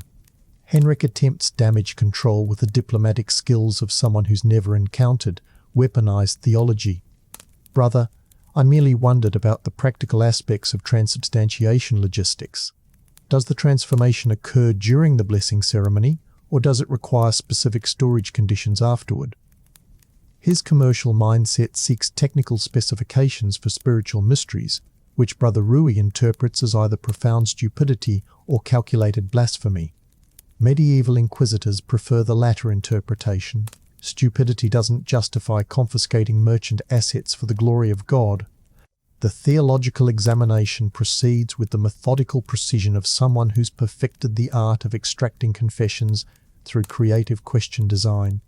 Brother Rui produces a scroll listing acceptable beliefs, unacceptable variations, and the penalties associated with each category. Questioning papal authority earns public penance. Denying miraculous intervention merits private correction. Suggesting priests might be fallible. Humans requires educational experiences involving heated metal and creative anatomy lessons. Dark fact: medieval Portuguese inquisitors maintained detailed catalogues of heretical statements, with standardized punishments ranging from financial penalties for minor doctrinal errors to elaborate execution methods for serious theological crimes, creating a legal system where religious opinion carried more weight than actual criminal behaviour. Henric's second mistake involves mentioning that Flemish priests sometimes allow vernacular prayers instead of Latin-only liturgy. Brother Rui's eyes narrow with the focus of someone who's discovered a particularly interesting specimen for his collection. Vernacular worship implies that common people might understand religious ceremonies without priestly interpretation, which threatens the entire medieval information monopoly that keeps peasants paying and praying without asking inconvenient questions about ecclesiastical accounting practices. The crowd's education continues as Brother Rui explains the theological implications of Henric's casual observations. Suggesting that religious ceremonies might be comprehensible to ordinary believers undermines the necessary mystery that separates divine wisdom from human ignorance. If peasants could understand Latin prayers, they might start questioning why those prayers often request donations, political obedience, and acceptance of social inequality as expressions of divine will. Medieval Christianity operates on the principle that faith requires ignorance. Too much understanding leads to uncomfortable questions about why God needs so much money. Inês observes the systematic brilliance of medieval mind control as Brother Rui shifts from theological discussion to practical consequences. Henric's merchant credentials mean his punishment will be financial rather than physical. Heretical nobles lose money, heretical peasants lose limbs, and heretical foreigners lose both before losing their lives. The Dominican produces a standardized penance contract. Henric must donate half his cargo to the cathedral fund a memorial window depicting the triumph of Orthodox belief over Flemish confusion, and provide written testimony about the dangerous theological climate in northern European markets. The economic aspects of heresy management reveal themselves as Henric negotiates his spiritual rehabilitation package. Brother Rui offers payment plans for major sins, bulk discounts for multiple infractions, and early settlement options for merchants who need to leave port before completing full penance requirements. Medieval salvation operates like any other commercial transaction. Price varies by customers' ability to pay, services are clearly itemized, and customer satisfaction is guaranteed through threat of eternal damnation for complaints. Meanwhile, actual religious practice continues around them, with the surreal normalcy of people who've learned to compartmentalize survival and belief. Dock workers cross themselves while unloading contraband.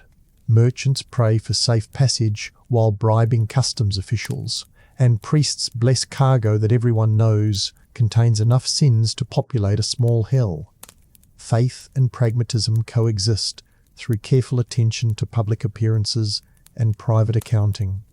Henric's final lesson comes when Brother Rui explains the reporting requirements for foreign merchants visiting Portuguese ports. All theological conversations must be documented, unusual religious practices must be reported, and any contact with suspected heretics requires immediate disclosure to ecclesiastical authorities. Medieval Portugal operates an early surveillance state, where neighbours spy on neighbours, customers monitor merchants, and everyone reports to someone who reports to Rome. Paranoia becomes civic duty when eternal souls hang in the balance. The afternoon concludes with Henric's public recantation, performed in Latin he doesn't understand, while promising orthodoxy he can't define. The crowd disperses, satisfied that justice has been served and education delivered. João reflects that medieval religious enforcement resembles dockwork heavy lifting, careful positioning, and constant attention to which way the wind blows. Inês adds that at least dockwork pays in copper coins rather than promises of future paradise. As evening approaches, both observe that Portus Cale's spiritual landscape operates with the same principles as its commercial economy. Everything has a price, everyone has leverage, and survival depends on knowing which authorities to pay, which questions to avoid, and which beliefs to express loudly enough for public hearing, but quietly enough to preserve private skepticism. Chapter 6. João wakes before dawn to the rhythmic shriek of saws rasping oak planks, a sound that passes for birdsong in Portus Cale's shipyards. The yard sits upriver from the main harbour, far enough that casual visitors miss the smell of pitch and the chorus of curses, but close enough that every hammer blow echoes across the water like a musket that hasn't been invented yet. Here is where Portugal's maritime dreams are born, and most of its labourers die. A new cog for the Royal Customs Fleet lies half-framed on wooden stocks, ribs angled skyward like the skeleton of some drowned whale. Carpenters balance on makeshift scaffolds, trading mallets back and forth with the coordination of jugglers who know a slip means amputation. The yardmaster brags that this hull will carry 100 tons of cargo and 60 terrified sailors. He admits that standard insurance against sinking involves nailing a saint's medallion to the mast and hoping the saint can swim. Wood supplies arrive from inland forests recently christened the King's Reserve, which means peasants pay for the privilege of cutting trees their families have lived under for generations. Logs float downriver lashed into rafts, bringing with them spiders, snakes, and the occasional corpse that rolled in upstream after a tavern brawl. Dark fact: the average tree felled for ship timber weighs more than 4 adult oxen, and rolling one wrong snaps more backs in a year than plague claims in some parishes. Compensation equals exactly nothing. A widow may petition the Crown for charity, but the parchment fee alone costs half a month's grain. João's assignment today is fastening iron nails the size of sausages through green planks still oozing sap. Iron runs thread in Heros. The handful, good for mine owners in the Alentejo, bad for a dockhand whose daily wage barely covers dinner that will attempt homicide from the inside out. Labourers are therefore encouraged to recycle bent nails by straightening them on an anvil. Straightening involves hammering red-hot metal without gloves while breathing smithy fumes heavy with arsenic impurities that alchemists of the day mistake for healthy vapours. By 40, most yardsmiths wheeze like bellows and cough black grit. Medieval HR departments file the issue under miasma and recommend carrying lavender sachets. Inês arrives running messages between guild foremen, skidding across a floor slick with sawdust and tar. The tar kettles bubble nearby, tended by boys no older than 12, who stir the pitch with sticks longer than they are tall. One misstep and a child becomes tomorrow's cautionary hymn. But families queue for these jobs because even a tar-scalded son earns more than a daughter spinning flax. Criticism grows in João's gut as he watches a new hire hesitate near the kettle, only to receive a cuff from the foreman and a reminder that fear is unproductive. Medieval management style prefers obedience over limbs. At midday, the yardmaster orders everyone to heave the half-finished keel toward the river for waterproof testing. 30 men, 2 oxen, and a collection of straining ropes attempt the impossible with no mechanical advantage beyond a greased log. Physics, largely ignored in 3047, retaliates when a rope frays. The snap sounds like thunder. Momentum rolls the hull. A hand's breadth off its cradle. A carpenter fails to jump clear and the ribbing crushes his leg. Work pauses long enough for Brother Thomas, moonlighting as yard medic between bloodletting appointments, to assess the damage, pronounce the leg a lost cause, and prescribe amputation this evening if the patient is still alive. No pain relief beyond wine of dubious vintage will be provided. The injured man's position is filled before the sawdust settles, because the hull must reach water by Michaelmas, or the yard forfeits its bonus wool allowance from the Crown. Sarcasm drips from João's remark that efficiency in Portus Cale is measured in corpses per keel completed. Technical details pepper the frenzy. Builders debate clinker versus carvel planking, though consensus usually bows to whichever method costs the fewest scapegoats when a ship sinks. Hemp caulking is stuffed into seams with iron chisels, then smeared with pitch and lampblack until the gaps stop weeping river water. Navigation preparations involve carving a crude steering board, tying a knotted log line for speed estimates, and commissioning a compass from a local smith who swears magnetized needles are sorcery but enjoys the profit margin. Interesting fact hidden beneath splinters: Portuguese carpenters already experiment with a triangular lateen sail that lets vessels tack against the wind, an innovation that will one day push caravels around Africa, though for now it mostly pushes sailors into rigging accidents when unfamiliar ropes snap. Late afternoon storms gather, black clouds rumbling like artillery yet to be invented, and everyone scrambles to cover timber stacks because wet wood warps and warped hulls leak. Rain is welcome on farms, but catastrophic here. A single week of moisture can spoil enough planks to delay construction 3 months and bankrupt investors. The yardmaster calculates losses out loud, assigning blame by volume. First the Moorish traders for bringing humid winds, then the Jews for money-lending rates, finally the labourers for sweating too much. Blame allocation complete. Penalties in beer rations follow. Medieval project management emphasises morale via deprivation. As lightning crackles overhead, João lashes canvas over tool chests, cursing each gust that flips edges upward. Inês, sheltering beside a pile of resin barrels, remarks that maybe the storm is St. Elmo's way of testing the ship before it reaches sea. João retorts that saints should mind their own business and leave quality assurance to carpenters, but he muffles the complaint: thunder might be listening. Dark fact, pious superstition, dictates that any craftsman openly criticising divine weather risks having his work sink from holy displeasure, a clause suspiciously useful for owners denying liability after a wreck. Evening clanks shut as the city bell tolls vespers.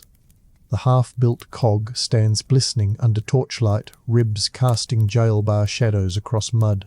Workers limp home through puddles, some missing blood, one missing a leg, all missing the illusion that tomorrow will be kinder.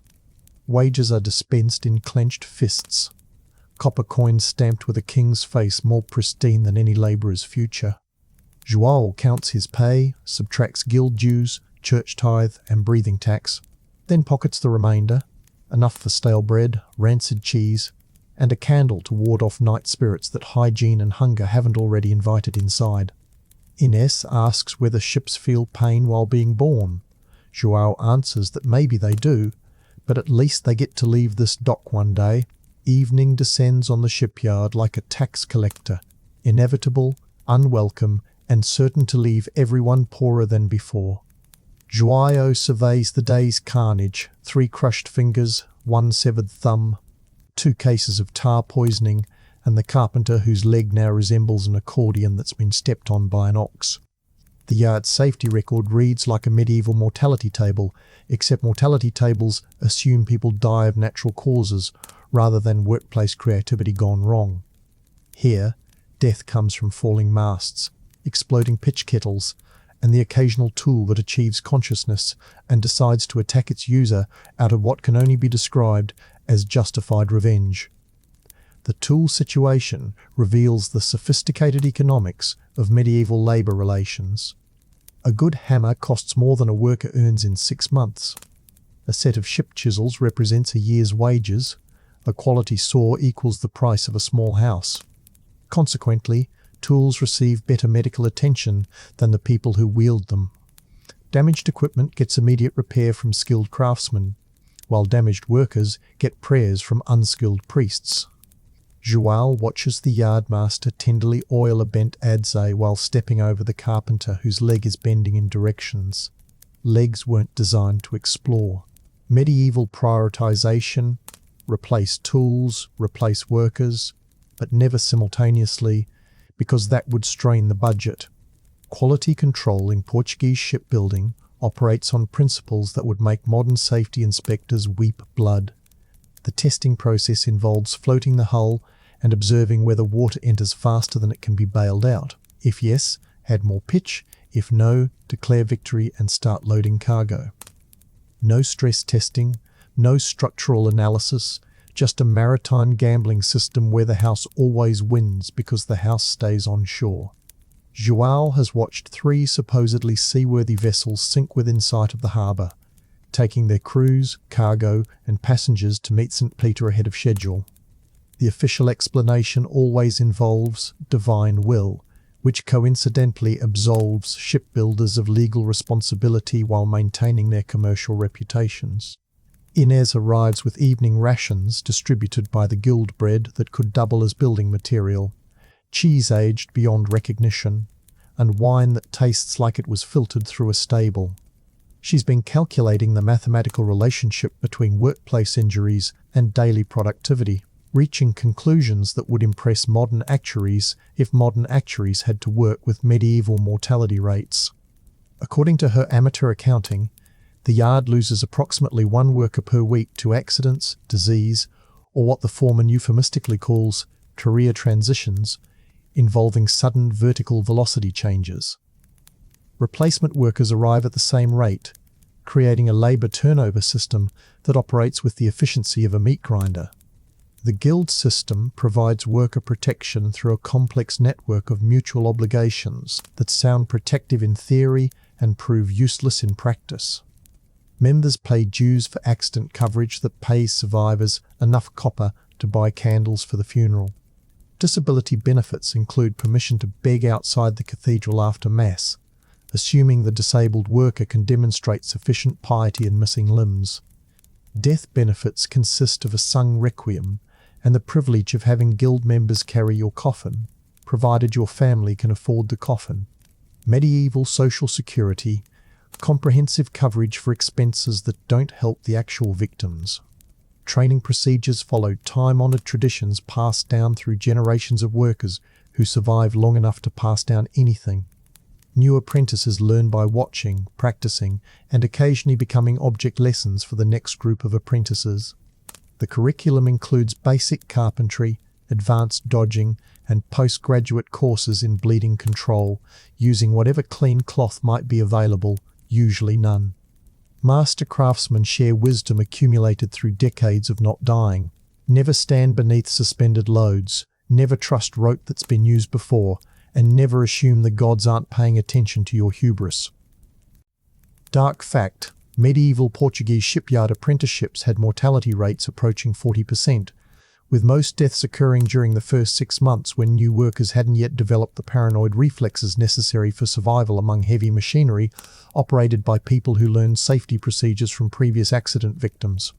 The economic implications of workplace casualties become apparent as the yard master calculates replacement costs. Training a new carpenter to useful competence requires 6 months and results in approximately £200 of wasted wood as the apprentice learns through expensive mistakes. A skilled worker represents an investment of 2 years and roughly £500 of accidentally destroyed materials. Consequently, veteran workers receive marginally better treatment. They get bandages when injured instead of just prayers, and their families receive advance notice when dangerous work approaches instead of surprise funeral arrangements. Meanwhile, actual shipbuilding continues with the relentless momentum of an industry that can't afford to pause for humanitarian considerations. The royal cog must be completed on schedule because the king needs it to collect taxes from island territories, and tax collection delays create budget shortfalls that result in reduced wages for everyone involved in the construction process. Medieval economics operates on the principle that worker welfare depends entirely on maintaining production schedules that routinely sacrifice worker welfare. The circular logic makes perfect sense to people who've never heard of circular logic. João observes the systematic indifference that characterizes medieval working conditions as he watches supervisors step around puddles of blood while discussing tomorrow's work assignments. The injured carpenter has been moved to a corner where he won't interfere with evening cleanup procedures. His screaming has diminished to whimpering, which the foreman considers an improvement in workplace acoustics.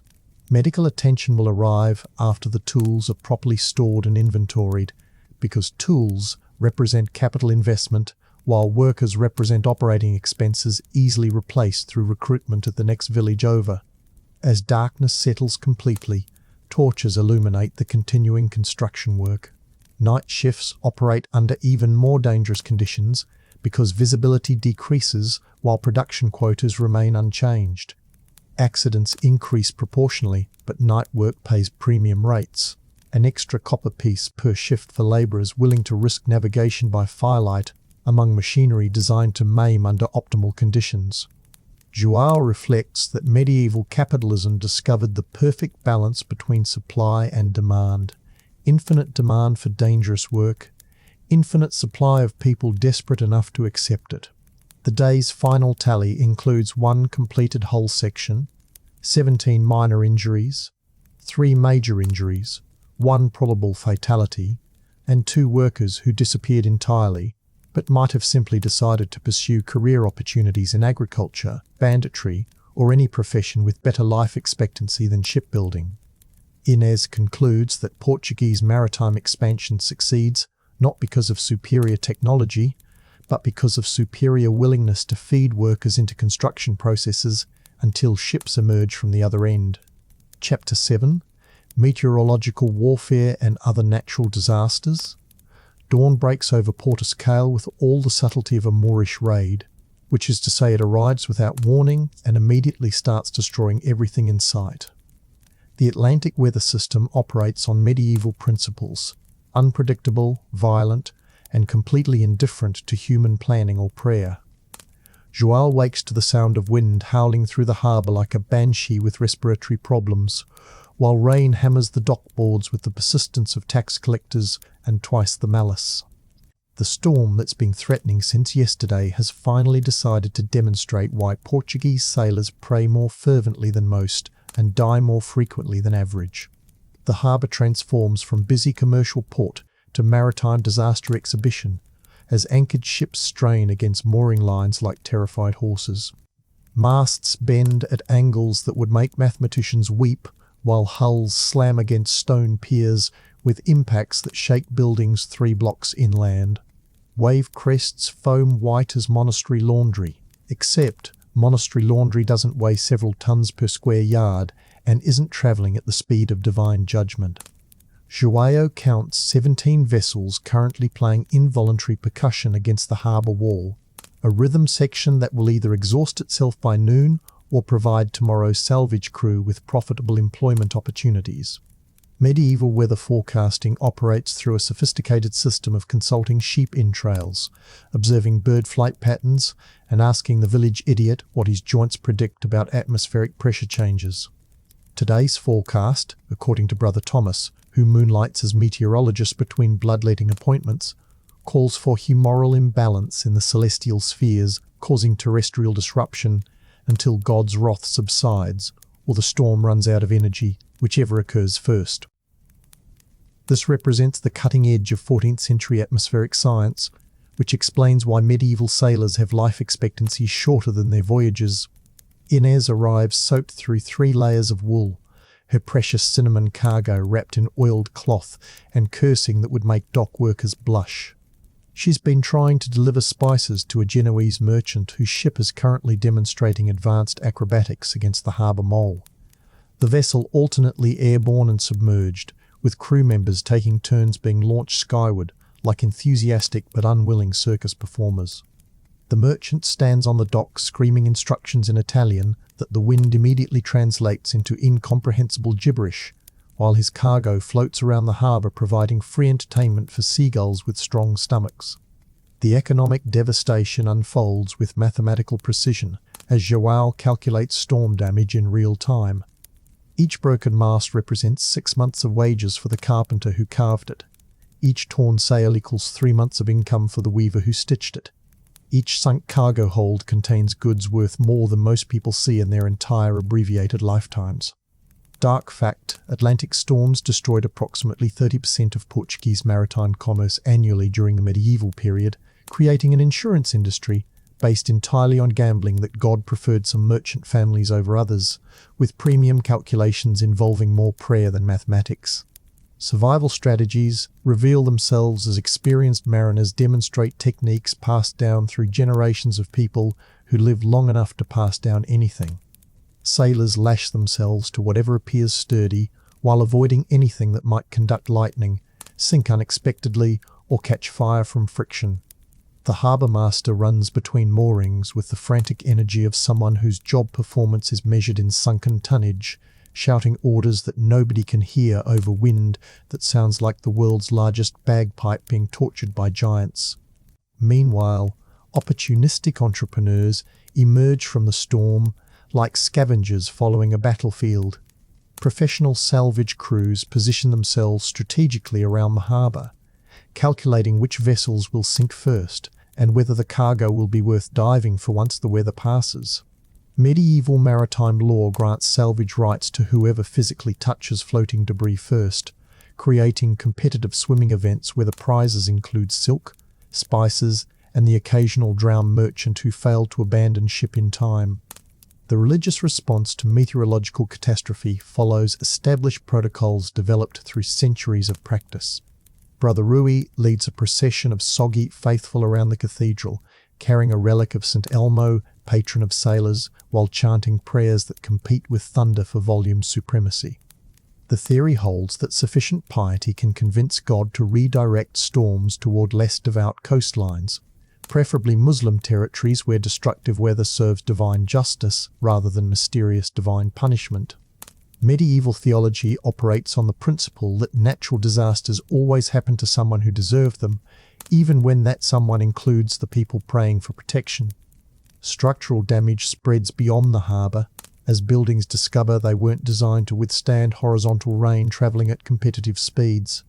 Roof tiles migrate from covering houses to attacking pedestrians with the enthusiasm of ceramic warriors. Windows surrender immediately to wind pressure, creating interior decorating effects that combine broken glass, rainwater, and whatever debris the storm has collected during its tour of the countryside. The Count's castle, built from stone and optimism, develops leaks that turn the Great Hall into an indoor lake where nobles practice their wading skills while pretending this happens regularly. João observes the systematic chaos as dock workers attempt to secure cargo that's already achieved independent flight status. Barrels of olive oil roll across the quay like wooden bowling balls, occasionally colliding with workers who momentarily forget that physics applies to everyone equally during storms. Sacks of grain burst open, creating impromptu beaches of soggy wheat that will ferment into alcohol or rot into poison depending on the weather's duration and the rats' dining preferences. The afternoon assessment reveals damage that will take months to repair and cost more than most merchants earn in profitable years. 3 ships have sunk completely. 2 more are taking water faster than prayers can bail it out, and 1 vessel has somehow ended up wedged between 2 buildings, a full block from the harbour. An achievement in marine transportation that defies both explanation and removal. Dark fact: medieval Portuguese storms regularly repositioned ships to locations that required dismantling the vessel completely to extract it, creating employment opportunities for carpenters who specialised in reverse construction and innovative swearing. As evening approaches with the storm showing no signs of fatigue, João reflects that Atlantic weather serves as God's quality control system for human ambition. Every merchant who thought the sea was predictable, every sailor who believed experience trumped luck, every investor who assumed cargo ships were safer than prayer, receives educational correction through wind, waves, and the crushing realization that nature doesn't accept bribes, respect social rank, or care about profit margins. Inês, still clutching her miraculously dry cinnamon, observes that maybe storms exist to remind everyone that the ocean owns the coast, not the other way around. João agrees, adding that tomorrow's cleanup will employ half the town in jobs ranging from corpse retrieval to creative carpentry, proving that even disasters create economic opportunities for people willing to work with what weather leaves behind. The storm departs. Portus Cale like a dinner guest who's eaten everything, broken the furniture, and left without paying. Except this guest also flooded the cellar and somehow managed to relocate the neighbour's cow to the cathedral roof. Morning reveals damage that makes yesterday's workplace accidents seem quaint by comparison. The harbour resembles a maritime graveyard where ships have been buried standing up, masts protruding from sand that used to be the main pier. João surveys the wreckage with the professional eye of someone who's learned to calculate profit margins in catastrophe. Every broken beam needs replacement, every sunken hull needs salvage, and every drowned merchant needs someone to inherit his debts. The official damage assessment begins with Brother Thomas blessing the cleanup crew for their upcoming encounter with Divine Wrath's aftermath, which sounds spiritual until you realise he's actually providing last rites in advance, because storm cleanup kills more people than the storms themselves. Medieval disaster recovery operates without safety equipment, insurance claims, or any concept that maybe humans shouldn't immediately rush toward unstable structures filled with sharp objects. The harbour master distributes assignments with the cheerful optimism of someone who'll be supervising from a safe distance, while workers discover which buildings are still structurally sound and which ones are waiting for an excuse to complete their collapse. Salvage operations reveal the sophisticated underwater archaeology of medieval commerce as divers with lungs full of hope and brains empty of sense plunge into harbour water that's now part ocean, part sewage, and part inventory from 17 different merchant vessels. Professional salvage crews work on the principle that anything not nailed down belongs to whoever can lift it first, while anything nailed down belongs to whoever owns the biggest crowbar. João watches a team of swimmers arguing over a floating barrel that might contain wine, olive oil, or the decomposing contents of someone's digestive system. Medieval quality control involves opening containers and hoping for the best. Inês discovers that post-storm economics operate on supply and demand principles, where demand for everything has increased, while supply of everything has decreased, creating inflation rates that would make modern economists hide under their desks. A loaf of bread now costs 3 times yesterday's price, because half the bakeries are underwater and the other half are missing their roofs. Wine prices have doubled because the taverns are flooded, except for the ones where floodwater improved the wine quality by diluting it below toxic levels. Her cinnamon cargo, miraculously preserved, now represents enough wealth to buy a small farm or bribe a large official, assuming she can find anyone with dry money to complete the transaction. The engineering challenges of medieval disaster recovery become apparent as workers attempt to extract a Flemish cog that somehow embedded itself bow first into the town's grain warehouse like a massive wooden arrow shot by giants with questionable aim. Removal requires dismantling either the ship or the building, and since the building contains the town's food reserves while the ship contains nothing but creative damage, the decision seems obvious until someone discovers the grain has fermented into alcohol strong enough to fuel lamps. Dark fact: medieval storm cleanup frequently involved more casualties than the original disaster, because workers, lacking proper equipment or safety training, attempted structural repairs on buildings that were actively collapsing, creating educational demonstrations in applied gravity for anyone brave enough to watch. Urban planning receives involuntary revision, as the storm's artistic interpretation of city layout creates new waterways where streets used to exist, impromptu bridges where buildings have fallen across roads, and scenic lakes where the market square operated yesterday.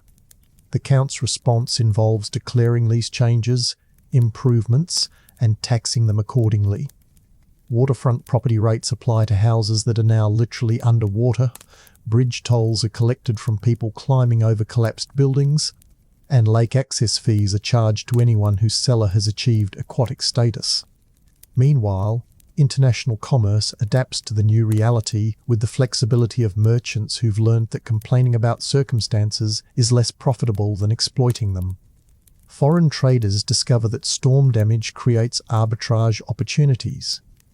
Goods in short supply locally can be imported at premium prices, while salvaged cargo can be exported as pre-aged maritime antiques to customers who appreciate weathered merchandise. A Venetian trader offers to buy water-damaged silk at reduced rates, then resells it in Florence as Portuguese sea-washed luxury fabric. with mysterious artistic patterns created by salt water and seaweed. The religious interpretation of recent events provides theological clarity, as Brother Rui explains that the storm represents divine judgment against the city's insufficient piety, evidenced by the fact that the cathedral suffered minimal damage, while taverns and brothels were completely destroyed. This interpretation ignores the engineering reality that stone churches are more structurally sound than wooden entertainment districts, but medieval theology prioritizes moral lessons over architectural analysis. The solution involves increased tithes to demonstrate improved devotion, plus community penance projects like rebuilding the harbour using voluntary labour. That's voluntary in the sense that refusing participation results in spiritual consequences involving eternal fire. Emergency housing develops through creative applications of medieval hospitality as families whose homes achieved unscheduled ventilation move in with relatives, neighbours, or anyone with intact roofing and functioning charity. Social dynamics shift as previously independent households become extended families overnight, creating domestic arrangements that test the boundaries of Christian fellowship.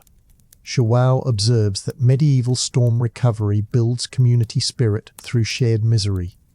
Nothing brings people together like collective homelessness and the mutual recognition that everyone's equally screwed by circumstances beyond human control. The afternoon's progress demonstrates why medieval disaster recovery took longer than the disasters themselves. Every repair requires materials that are either destroyed, flooded, or buried under debris that can't be moved without tools that are lost under the debris. Workers spend more time looking for equipment than using it, while supervisors spend more time counting losses than organizing reconstruction.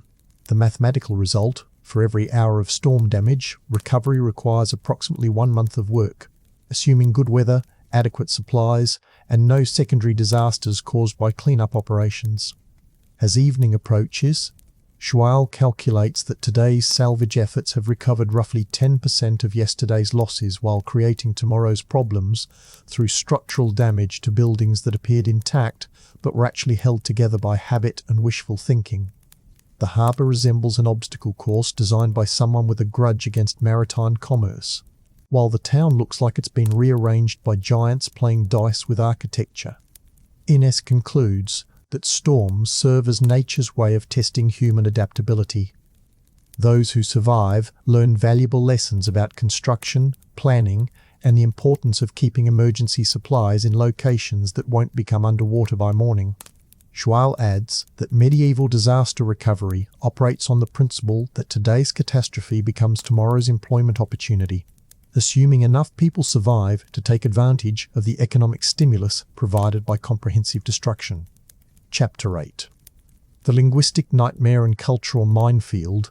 Dawn breaks over storm-damaged Portus Cale, and João faces his daily reminder that language in medieval Portugal resembles a battlefield where Latin, Arabic, Old Portuguese, and various regional dialects engage in violent combat for supremacy, while leaving everyone else confused, insulted, or accidentally married to livestock. The harbour hosts a United Nations meeting conducted by people who haven't invented the United Nations yet, and wouldn't agree on what to call it if they had. Merchants shout orders in Genoese, sailors curse in languages that might be Flemish or might be creative interpretations of seal noises, and local officials demand bribes in Latin that they clearly learned from a drunk monk who was probably making it up. The morning's entertainment begins when a Castilian wool trader attempts to negotiate harbour fees with customs officers who speak Portuguese with an Arabic accent while thinking in Jewish commercial terminology borrowed from Mudayar neighbours who learned it from Christian converts who originally spoke Berber. The conversation requires 3 translators, 2 priests, and 1 very patient donkey that apparently understands everyone better than anyone understands each other. João watches this linguistic circus while reflecting that medieval international commerce succeeds despite communication rather than because of it. When money changes hands, everyone suddenly discovers a shared vocabulary consisting entirely of numbers and pointing. Inês arrives carrying messages written in 4 different languages because the sender wasn't sure which one the recipient could read, creating a correspondence system that resembles cryptography designed by committee. Her morning deliveries include a Greek shipping manifest translated into Latin by someone who spoke Arabic, a Flemish invoice written in Portuguese using Italian accounting methods, and a love letter in what appears to be French but might be Spanish, or could be evidence that the writer suffered recent head trauma. Dark fact: medieval Portuguese ports employed professional translators who often spoke 6 languages badly rather than 2 languages. Well, creating a communication system where mistranslations regularly resulted in wars, bankruptcies, and marriages that violated both civil law and basic biology. The cultural complexity deepens as João observes religious services conducted simultaneously in the cathedral, where Latin prayers compete with Arabic mathematical calculations from Mudajar merchants, Hebrew commercial discussions from Jewish financiers, and Portuguese complaints from everyone else about why God allows so many foreign languages to exist. Brother Thomas attempts to maintain ecclesiastical authority by delivering sermons that incorporate all available languages, creating theological masterpieces that sound like divine revelation filtered through a tavern brawl. His latest homily about charity somehow includes instructions for calculating compound interest, directions to Mecca, and what sounds like a recipe for fish stew. Social hierarchies become impossibly complicated when cultural traditions collide in confined spaces. Christian nobles demand precedence over Muslim merchants who claim commercial priority over Jewish moneylenders, who insist on religious exemptions from Portuguese peasants who don't understand why everyone else gets special treatment. The result resembles a medieval game of rock, paper, scissors, where rock beats scissors, scissors beats paper, paper beats rock, but money beats everything and violence beats money. João notes that the only universal language in Portus Cale is the one spoken by sharp objects when diplomacy fails.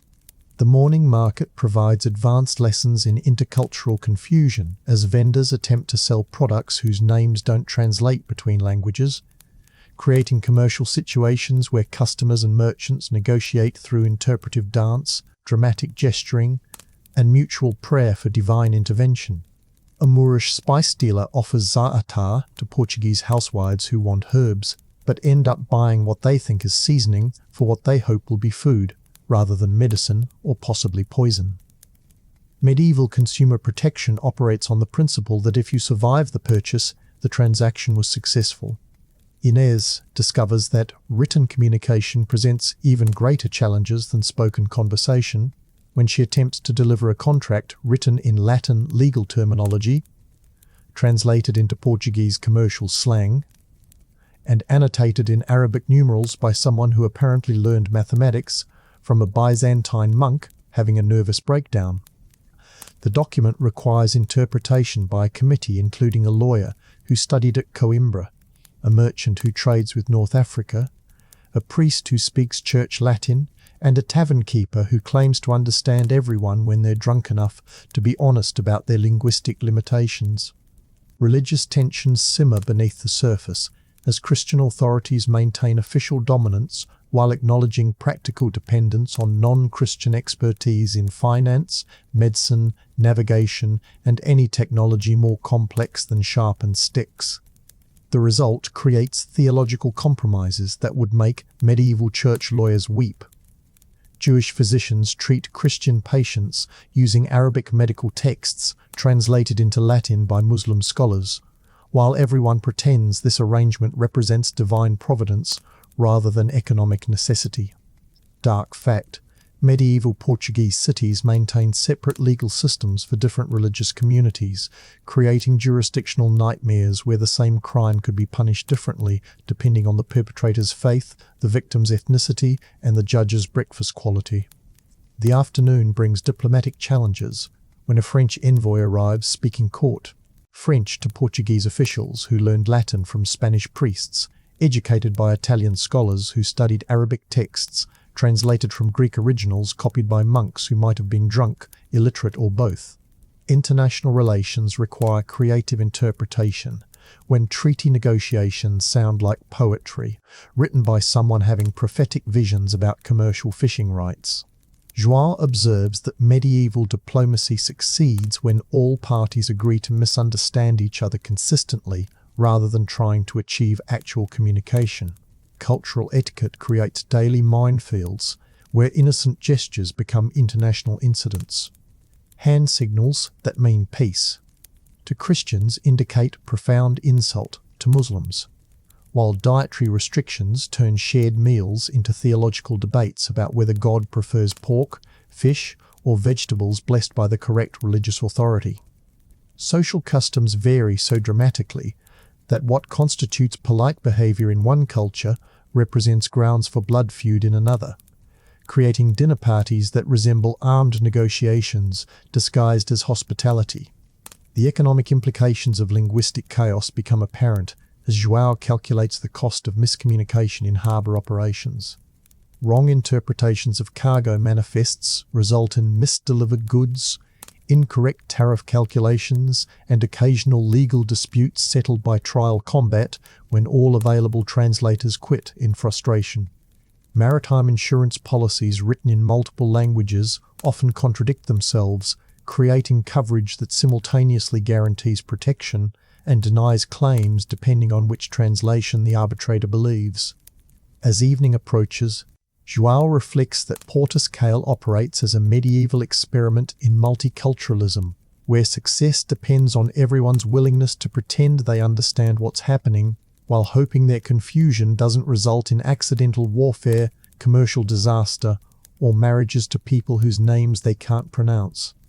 The harbour thrives through organised chaos where linguistic barriers create opportunities for creative problem-solving, innovative cursing, and the universal recognition that money speaks all languages fluently. Inês concludes that medieval international commerce succeeds because trade is ultimately about mathematics. Numbers translate between all languages, weights and measures remain consistent across cultures, and profit provides motivation that transcends linguistic barriers, religious differences, and the occasional urge to stab someone who keeps speaking incomprehensible gibberish while handling sharp objects. The afternoon sun beats down on Portus Cale's polyglot pandemonium as João witnesses the kind of cultural collision that makes historians weep and creates legends that nobody believes until they're living through them. A Flemish merchant named Willem de Brugge has been negotiating what he believes is a cargo contract with a Portuguese shipowner, while the shipowner believes he's arranging his daughter's marriage to Willem's son, and the daughter believes she's being sold into slavery because the translator, a multilingual drunk who learned Portuguese from Galician fishermen, has been improvising vocabulary for concepts that don't exist in any of the languages he claims to speak. The linguistic catastrophe unfolds with medieval precision as each party becomes increasingly convinced that the others are either insane, criminal, or possessed by demons who speak in commercial tongues. Willem produces a document outlining shipping terms, tonnage rates, and insurance provisions. The Portuguese shipowner interprets this as a dowry negotiation listing the bride's weight, her family's assets, and compensation for potential damage during transport. Meanwhile, the daughter, Maria dos Anjos, has been listening to discussions about her cargo capacity, handling requirements, and expected delivery date, while assuming everyone is planning her execution in terms borrowed from maritime commerce. Cultural protocols complicate the misunderstanding as each group follows etiquette rules that directly contradict the other's expectations. Fleming marriage negotiations require formal presentation of financial credentials, detailed family genealogies, and religious compatibility assessments. Portuguese commercial contracts demand proof of seaworthiness, cargo insurance, and harbour fee prepayment. The intersection of these requirements creates documentation that resembles either a very detailed wedding contract or an extremely personal shipping manifest, depending on whether you read it as social agreement or commercial transaction.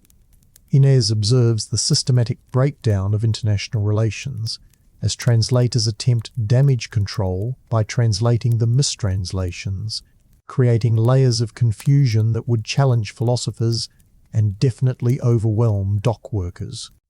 The original Flemish request for 50 tons of wool transport capacity becomes 50 tons of bride transport requirements, in Portuguese, then transforms into 50 tons of daughters required feeding. In the final Arabic-influenced interpretation, leaving everyone convinced that Flemish marriage customs involve mathematically precise obesity requirements measured in maritime tonnage. The religious dimension adds theological complexity when Brother Thomas arrives to provide spiritual guidance and accidentally makes everything worse by conducting the entire discussion in Latin that he learned from a Spanish priest who was probably making it up.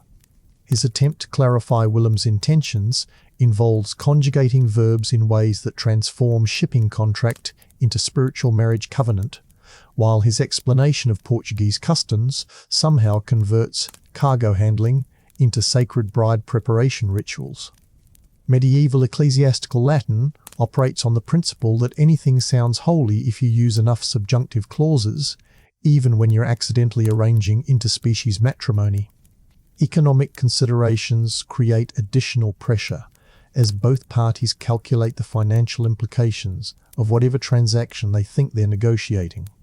Willem mentally tallies wool transport costs, harbour fees, and currency exchange rates. The Portuguese shipowner estimates dowry values, wedding expenses, and potential profits from an international marriage alliance. The mathematical confusion deepens when Arabic numerals meet Flemish accounting systems via Portuguese commercial customs, creating calculations that somehow prove the bride should pay her own shipping costs while providing cargo insurance for herself. Meanwhile, Maria dos Anjos demonstrates the pragmatic intelligence that medieval women develop when men make decisions about their lives without bothering to consult them.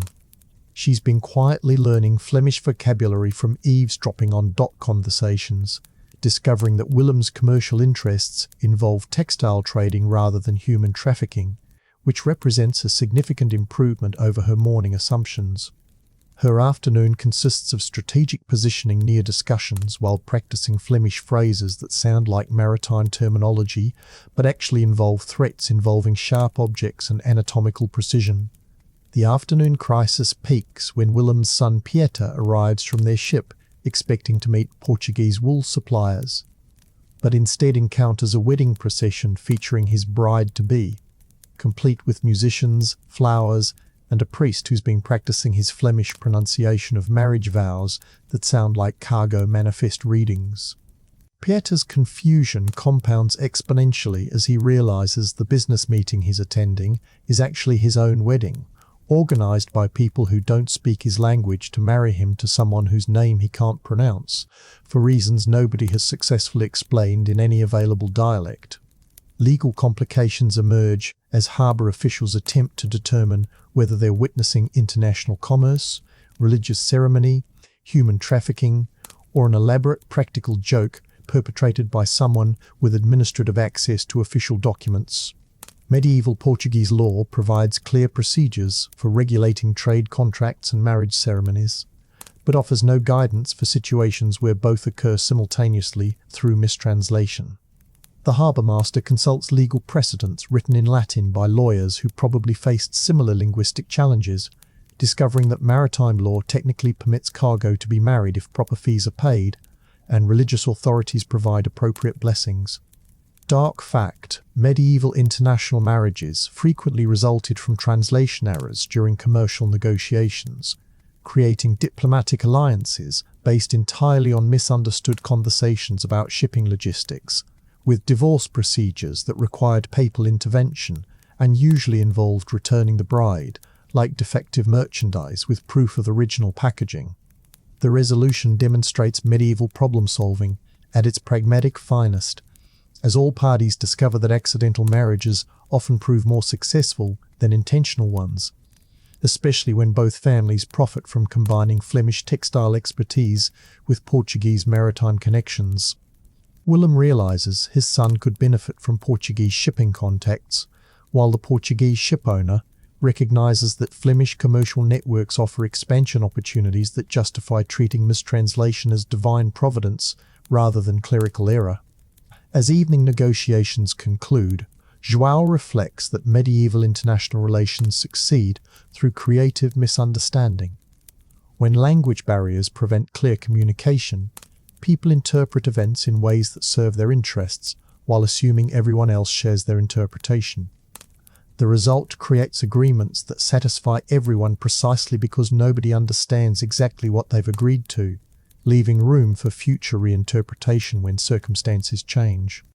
Maria dos Anjos, now technically engaged to someone she's never properly met who speaks a language she's still learning, observes that medieval marriage resembles medieval commerce. Success depends more on mutual benefit than mutual comprehension, and both parties profit when they stop trying to understand each other and start focusing on what they can accomplish together. Inês adds that at least mistranslated marriages offer better working conditions than most medieval employment opportunities, with comparable life expectancy and significantly better meal service. Chapter 9. The Medieval Unemployment Office. Dawn crawls over Portus Cale like a hangover with ambition, and João discovers that medieval employment operates on the same principles as medieval medicine: painful, unpredictable, and likely to kill you regardless of the outcome. The harbour teems with men whose previous jobs have been eliminated by storms, accidents, or the creative downsizing methods of employers who've learned that replacing workers costs less than feeding them. Today's labour market resembles a gladiator audition where contestants compete for the privilege of risking their lives at wages that barely cover funeral expenses, assuming anyone survives long enough to require burial services.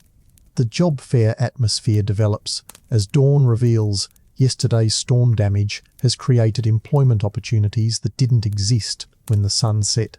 Salvage diving, debris removal, structural repair, and corpse retrieval all require immediate staffing by people whose qualifications include willingness to work and possession of functioning limbs. The harbour master stands on a wooden crate like a medieval auctioneer, calling out available positions while workers shout their credentials. 10 years hauling cargo. Both hands still attached. Only coughs blood on Tuesdays. The bidding process operates in reverse. Whoever accepts the lowest wages wins the job, creating a competitive race toward economic suicide that employers encourage through promises of steady work until death or disability, whichever comes first. Inês arrives dragging news that the cinnamon market has collapsed because half the spice warehouses are underwater and the other half are buried under collapsed buildings, eliminating her courier work until someone rebuilds the infrastructure that storm damage destroyed overnight.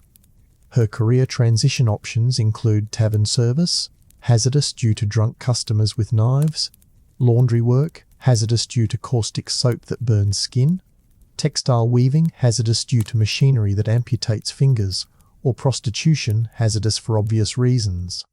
Medieval women's employment opportunities emphasize versatility in dangerous occupations rather than specialization in safe ones, since safe occupations don't exist in quantities sufficient to employ everyone who needs money to avoid starvation. The skills assessment process reveals how medieval expertise transfers between industries through creative interpretation of experience. A former ship carpenter claims his woodworking qualifies him for surgery because both involve cutting things with sharp tools. A dock worker argues his cargo loading experience makes him suitable for military engineering because both jobs involve moving heavy objects under pressure. A tavern keeper insists his customer service background prepares him for diplomatic missions because both require dealing with drunk foreigners who speak incomprehensible languages while carrying weapons. Dark fact: medieval Portuguese labour markets operated without standardised job descriptions, professional certifications, or safety requirements, resulting in employment systems where anyone could claim expertise in anything provided they survived the first day's work long enough to prove incompetence through creative failure rather than immediate death. Wage negotiations demonstrate the sophisticated economics of desperation, as workers compete to offer the most labour for the least compensation. Basic dock work pays 1 dinheiro daily, plus whatever food doesn't poison the eater. Hazardous salvage diving pays 3 dinheiros, plus last rites administered in advance. Extremely hazardous structural repair pays 5 dinheiros, plus a promise to notify relatives if identifiable remains are recovered. The mathematical progression shows that wages increase proportionally with mortality risk, creating an employment market where the safest jobs pay starvation wages while the deadliest jobs pay enough to support families who won't have breadwinners much longer. On-the-job training consists primarily of watching previous workers demonstrate techniques until accidents eliminate the trainers, at which point new employees learn through improvisation, guided by common sense and occasional divine intervention. The shipyard foreman explains complex procedures by pointing at damaged equipment and remarking, "Don't do what the last guy did."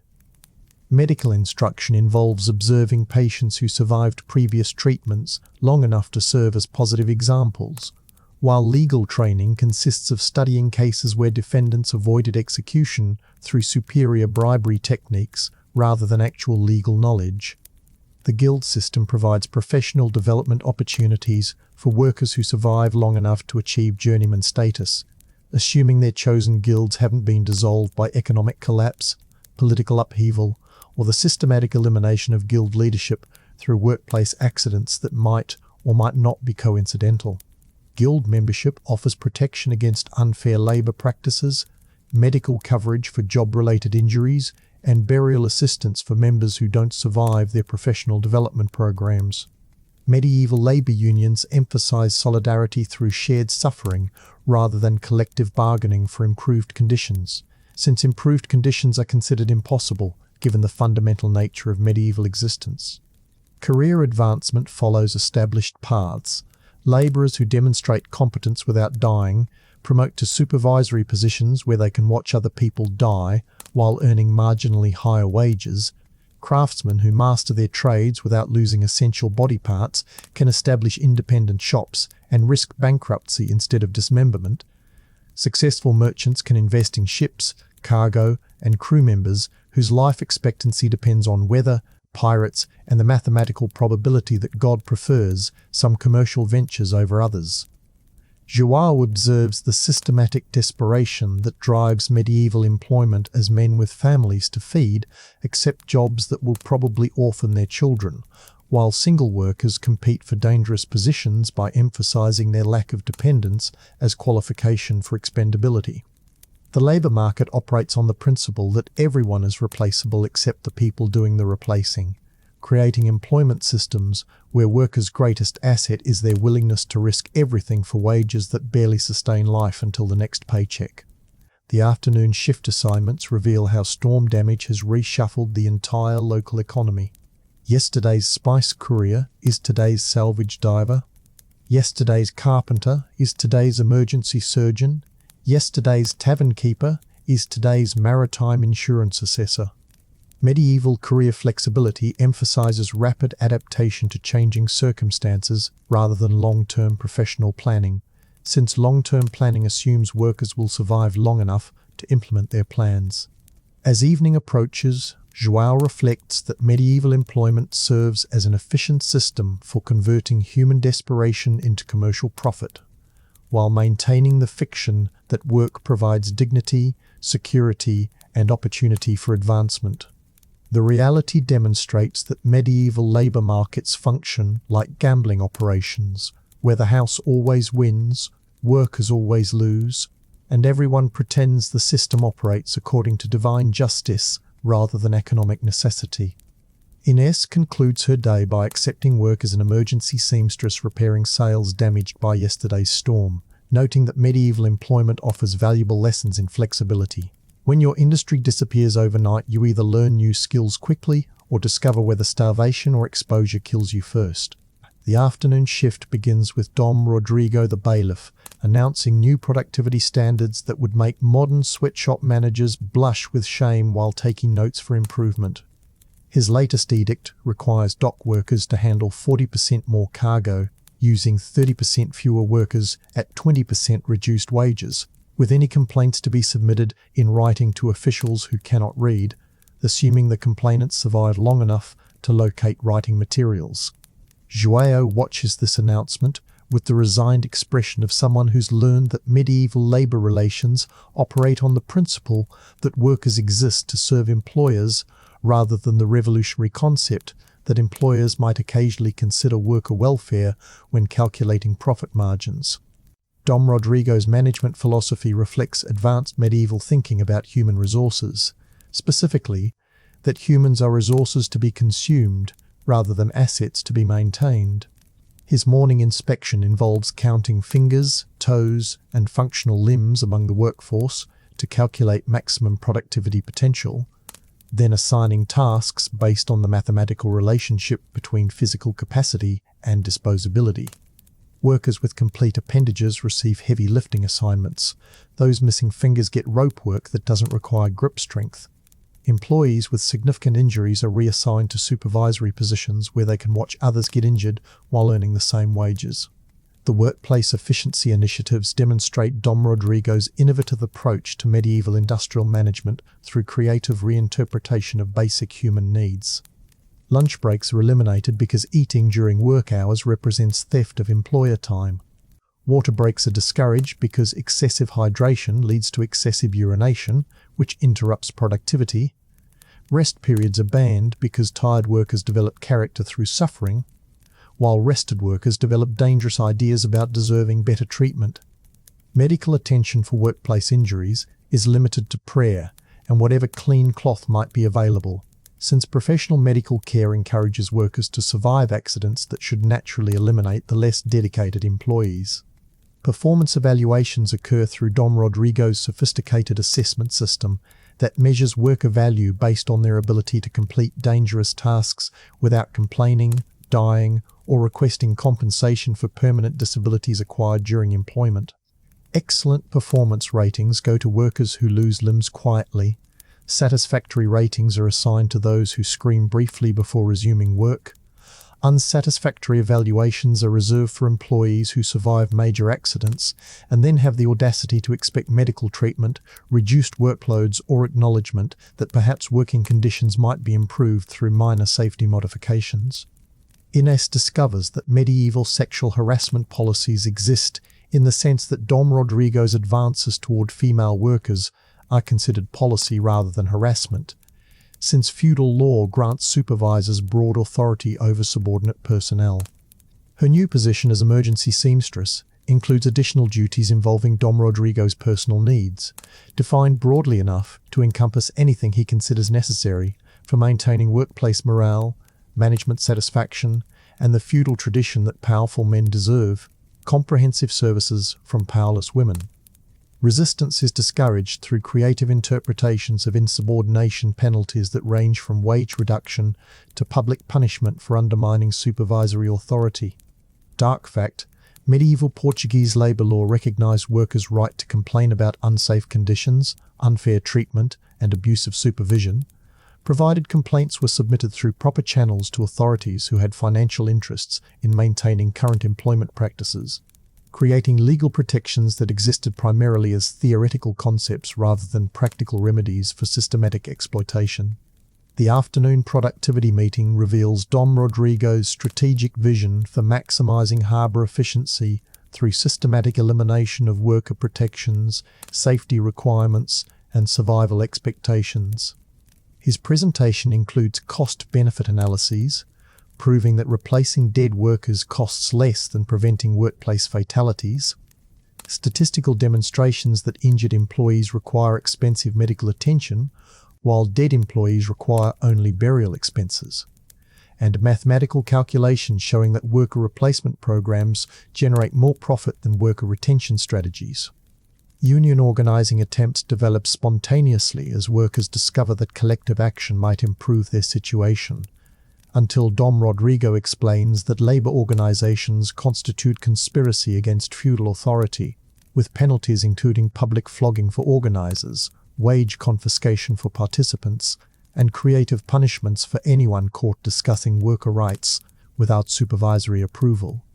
Medieval collective bargaining operates on the principle that workers collectively have the right to accept whatever employers decide to offer, while employers have the individual authority to modify those offers based on weather, mood, and the availability of replacement workers willing to accept worse conditions. The disciplinary system demonstrates Dom Rodrigo's educational approach to workforce management through graduated penalties that teach workers important lessons about obedience, humility, and the mathematical relationship between insubordination and physical pain. Minor infractions result in wage deductions, Moderate violations earn public reprimands, delivered with sufficient volume to ensure educational value for other workers.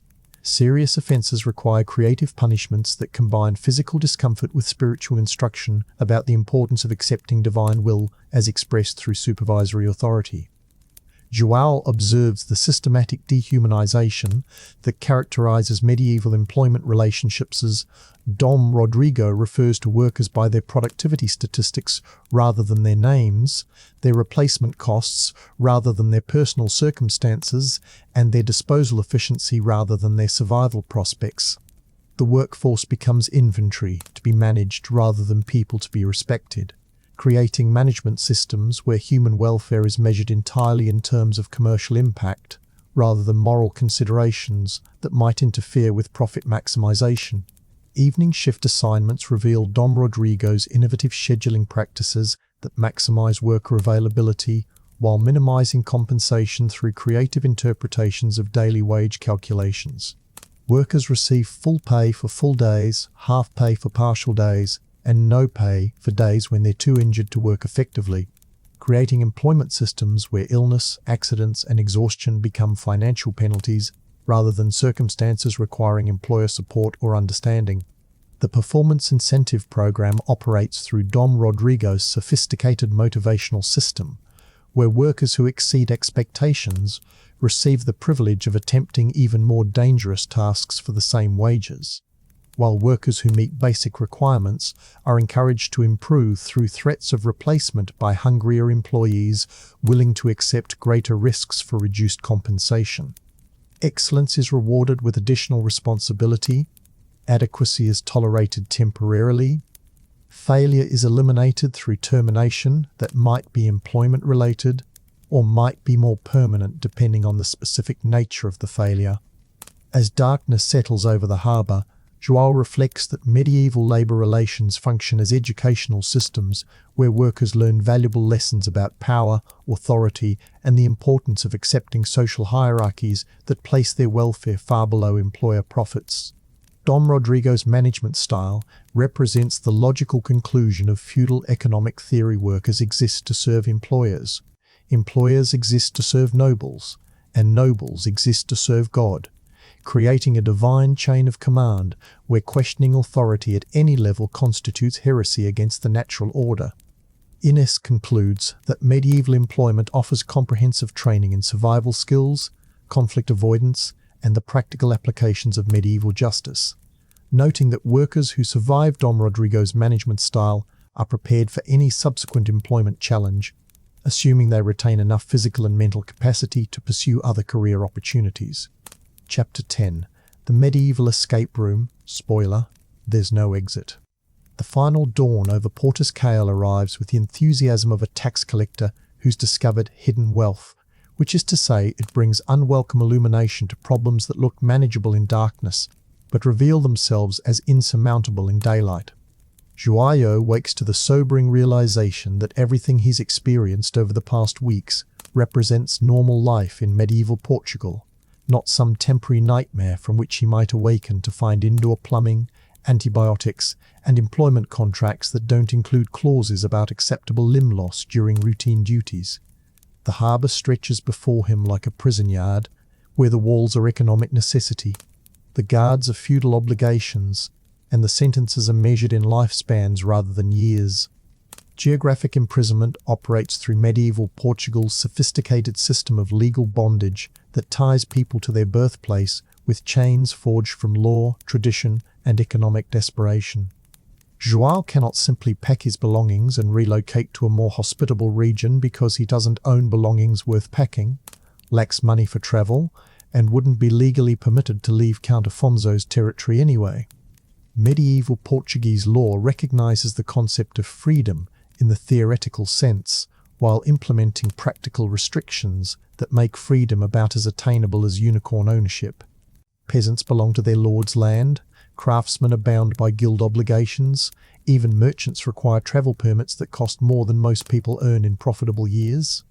Economic entrapment reveals itself through the mathematical impossibility of accumulating enough wealth to purchase independence when survival costs consume all available income, plus additional amounts that must be borrowed at interest rates that ensure permanent debt.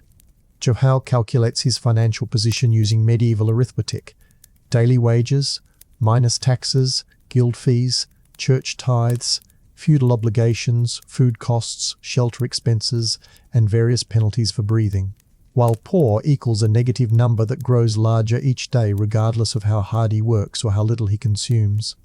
Medieval capitalism operates on the principle that wealth flows upward through social hierarchies while debt flows downward, creating economic systems where working harder makes you poorer faster. Inês discovers that gender-based limitations add additional barriers to mobility, since medieval women face restrictions that make male peasant bondage seem like luxury vacation planning. She cannot travel without male guardian permission, cannot own property without male relative approval, cannot engage in commerce without masculine supervision, and cannot make legal decisions without patriarchal consultation. Her choices include marriage to someone chosen by others, religious service under institutional control, or various forms of servitude that offer different combinations of exploitation, danger, and early death. Medieval women's liberation consists primarily of choosing which form of subjugation offers the most tolerable working conditions. The legal system provides additional security measures to prevent unauthorized departures through comprehensive regulations that make modern immigration law seem simple and compassionate. Leaving your assigned social position requires documents that cost more than annual wages, official approval from authorities who profit from your continued presence, and guarantees of employment elsewhere from people who don't know you and have no incentive to help you. Medieval Portuguese law assumes that anyone attempting to change their circumstances is probably guilty of something, creating judicial systems where mobility is evidence of criminal intent rather than personal ambition. Religious constraints offer spiritual justification for social immobility through theological explanations that God assigns everyone their proper place in his divine order, making dissatisfaction with current circumstances evidence of sinful pride rather than reasonable response to unreasonable conditions. The Church teaches that accepting your lot in life demonstrates faith, while seeking improvement indicates dangerous spiritual rebellion that threatens both earthly stability and eternal salvation. Medieval Christianity operates on the principle that suffering builds character, while comfort corrupts souls, providing convenient religious cover for economic systems that ensure most people suffer constantly while a few people enjoy exceptional comfort. Dark fact: medieval Portuguese records indicate that fewer than 2% of the population ever lived more than 50 miles from their birthplace, with most travellers being soldiers, merchants, or pilgrims whose journeys were either mandatory military service, commercial necessity, or religious obligation rather than personal choice, creating mobility patterns that resembled prison transport more than voluntary migration. The transportation infrastructure consists primarily of roads designed by Romans who are conveniently dead and therefore unavailable for maintenance, bridges that collapse when examined too closely, and ships that sink with impressive regularity during routine voyages. Travel requires either walking on paths that double as bandit hunting grounds, or sailing on vessels whose safety features include prayers painted on the hull and religious medallions nailed to the mast. Medieval transportation operates on the assumption that reaching your destination alive represents divine favor rather than adequate engineering, creating journey survival rates that make staying home seem like the intelligent choice. Economic mobility exists in the theoretical sense that anyone can theoretically become wealthy through hard work, exceptional luck, or inheriting property from relatives who died under suspicious circumstances that definitely weren't murder. Practical mobility requires initial capital that poor people don't have, commercial connections that isolated communities can't provide, and legal protections that only existing wealth can purchase. Medieval social advancement resembles a ladder where the bottom rungs are missing, the middle rungs are greased, and the top rungs are guarded by people who inherited their positions and consider newcomers evidence of social disorder. The afternoon brings a group of foreign merchants who describe life in other regions, creating brief fantasies about places where work doesn't routinely kill employees, where justice involves actual trials rather than creative executions, and where food poisoning is accidental rather than inevitable. Their stories sound like fairy tales to people whose daily reality involves dodging falling cargo, avoiding plague rats, and calculating whether tomorrow's wages will cover tonight's dinner or morning's funeral expenses. João listens with the attention of someone watching unicorns describe their grooming habits. Fascinating, but ultimately irrelevant to practical survival.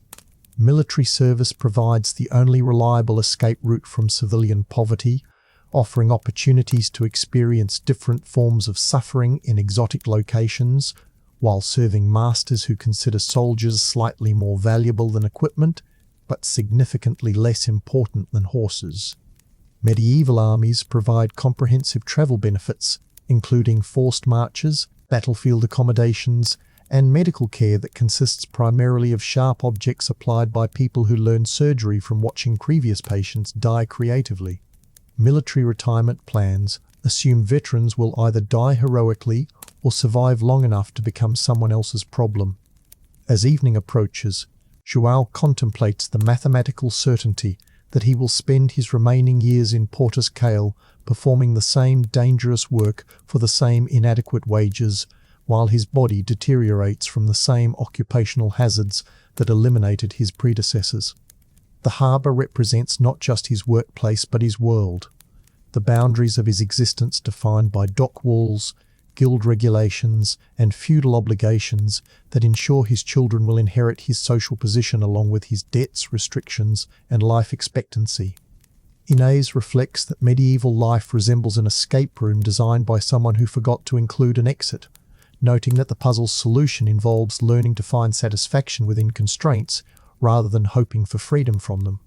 The key to medieval survival isn't escaping the system, but mastering it well enough to achieve small improvements within larger limitations, creating meaning through relationships, skills, and daily accomplishments, rather than pursuing dreams that medieval reality makes impossible.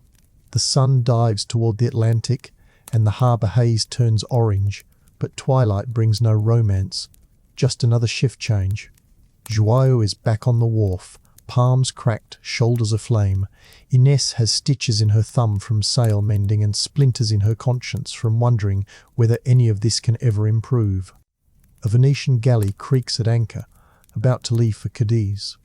To modern ears that sounds like escape, yet every plank whispers the price. Plague in the hold, pirates in Biscay, storms off Finisterre, creditors at both ends. Passage is payable only in silver. João will never see or in indenture papers longer than church sermons. He stares anyway, tasting salt and frustration. The rigging looks like rope ladders to a life that exists mainly in rumour. Supper. If the word can be abused that far, is Gaspar's fish porridge reborn after 2 boilovers and 1 accidental seasoning of roof dust knocked loose by yesterday's gale. Nobody complains because hunger flatters even culinary crimes. Dark facts slid between mouthfuls. Coastal records show that in plague years, half a city's deaths came from malnutrition before disease even arrived. Food kept bodies vertical, just long enough for microbes to finish the paperwork. The evening bell rings curfew. A pair of guards in mismatched helmets herd stragglers indoors with pikes downgraded from battlefield duty. Curfew isn't about safety, it's crowd control. Empty streets make illicit activity easier to spot, unless you paid the guards, in which case the emptiness guarantees privacy. João pays nothing and hustles home, weight of invisible chains louder than his boots on cobbles slick with fish oils and runoff. Behind him, the Venetian skipper slides 2 coins into a mailed fist, and is waved onward to finish smuggling whatever holy relics rattle in his cargo. Inês detours past the cathedral because Brother Rui promised indulgence certificates at half price for storm victims' families. She isn't buying salvation. She's counting signatures and ink quality, learning how easily grace becomes a commodity. Interesting fact smeared in irony, by mid-15th century Portugal sold enough indulgences to bankroll fortress construction along the African coast, turning theoretical forgiveness into literal cannon fire. Home is a loft above a barrel coop where the air smells of yeast, resin, and regret. João lights a tallow stub, fingers the stump where 2 digits once lived, and tries to imagine tomorrow without them. Medieval medicine offers no prosthetics, just confession, cautionary tales, and the statistically minor comfort that crushed hands rank low among leading causes of death compared to fever, childbirth, and enthusiastic taxation. He tells himself losing more would merely shift him from porter to beggar in the same socio-economic straitjacket. Outside, a thunder of hooves. The Count's courier rushes through, proclaiming a new royal levy. Every household must supply 1 able body for upcoming campaigns against Castile. Conscription is the crown's bluntest instrument. War exports surplus peasants, captures loot, and, when it fails, still thins the mouths needing grain. Records show conscripts had a survival rate under 30% on Iberian fronts.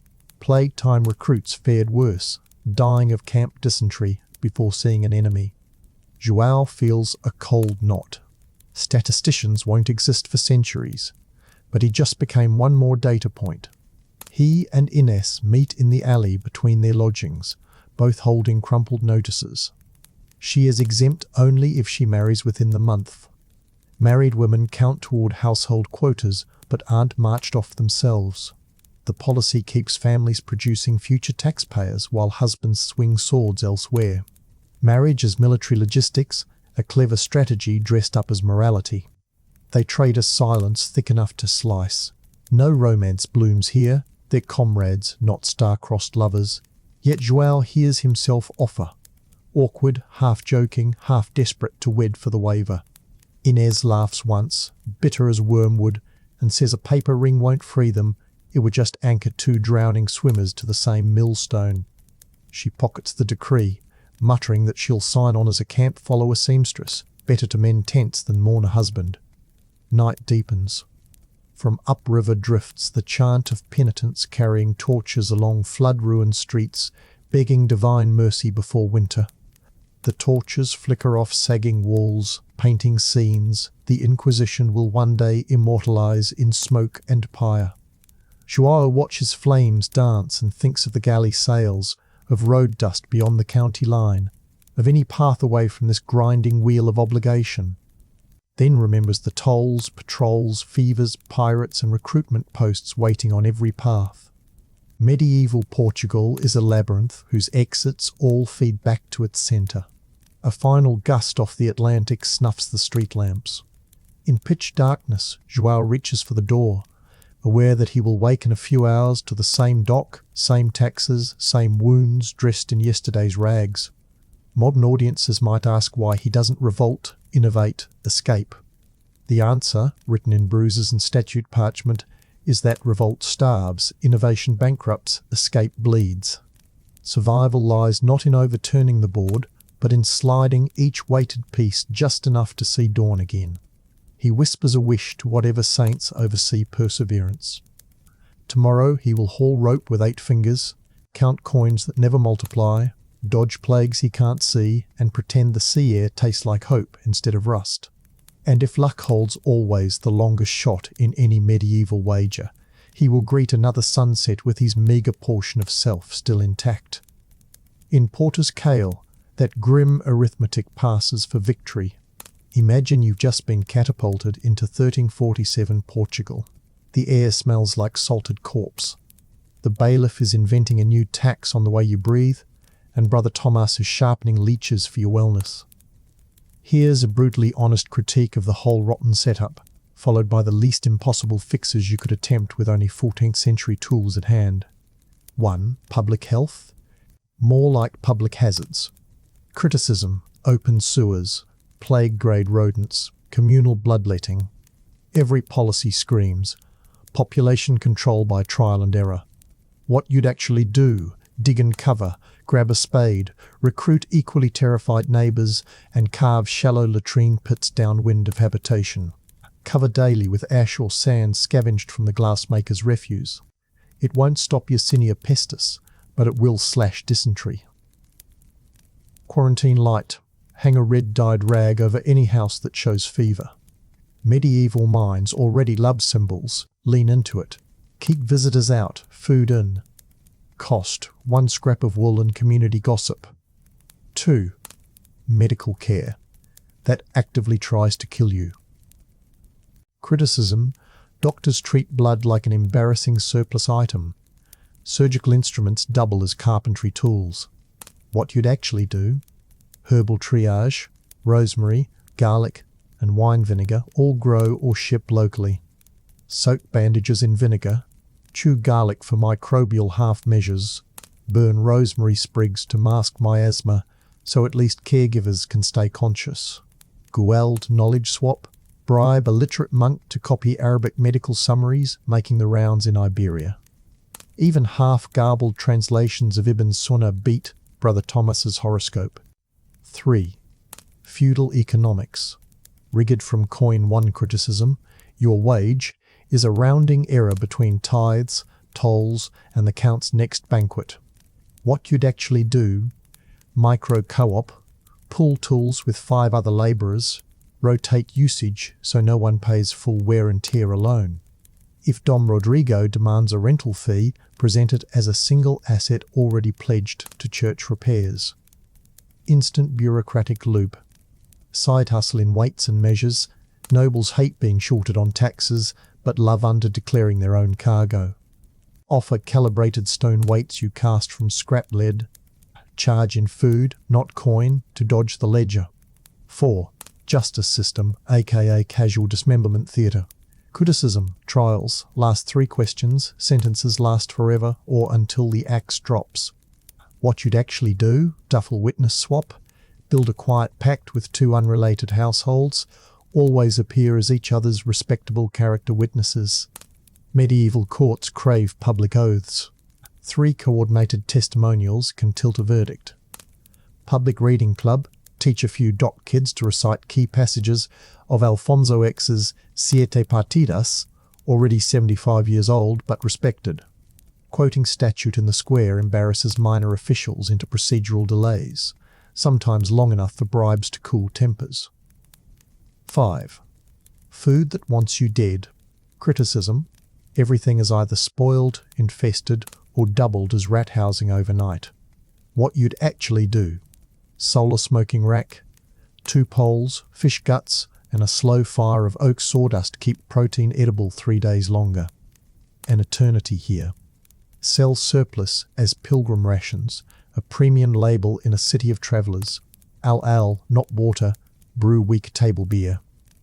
Even a sloppy mash drops pathogen load. Trade mugs for gossip. Nothing spreads faster than news lubricated by alcohol. 6. Linguistic Tower of Babel criticism. 1 mistranslation, and you've bartered your daughter for a goat. What you'd actually do. Phrase, tablet hustle. Carve a palm-sized wax tablet with phonetic cheats, basic numbers, weights, and I need a witness. Rent it to foreign merchants, collect a cut when they avoid catastrophic deals. Literacy becomes revenue, not risk. Mixed tongue market stall, post trilingual price tags, Latin, Portuguese, Arabic numbers. Shoppers assume legitimacy because you look bureaucratic. Guards bypass you because reading hurts. 7. Immovable social hierarchy. Criticism. You're legally furniture attached to the land. What you'd actually do. Pilgrimage loophole. The church grants travel indulgences to shrine. Bound pilgrims. Declare a vow to Santiago, secure a priest's seal, then delay, en route while freelancing port to port. Spiritual FMLA leave, 14th century edition. Marry strategic, not romantic. A widow with guild membership can inherit, own, and hire. Offer protection and labour. She offers legal status that shortcuts apprentice years. 8. Natural disasters weaponized by God and government criticism. Storm wrecks half the fleet. Authorities tax the other half to pay for Thanksgiving masses. What you'd actually do. Salvage collective with pre-negotiated shares. Sign ink on parchment agreements, witnessed by a friar that outlines split percentages before storms. Paper beats pike when nobles arrive late to claim flotsam. Mr. 2. Two-tier storage, keep staple grain and amphorae buried waist-deep in packed sand behind your dwelling. Flood skim surface warehouses first. You still have bread, leverage, or both. 9. Labour relations. Under a psychopathic bailiff. Criticism, OSHA, is just the sound someone makes while falling off a mast. What you'd actually do, early shift cartel. Coordinate to start 1 hour before sunrise.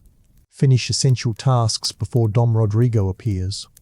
Half his quotas crumble when the work is already done, forcing him to negotiate instead of bully. Injury ledger, maintain a communal tally of accidents. Present it politely to the bishop as evidence of mortal sin by the bailiff.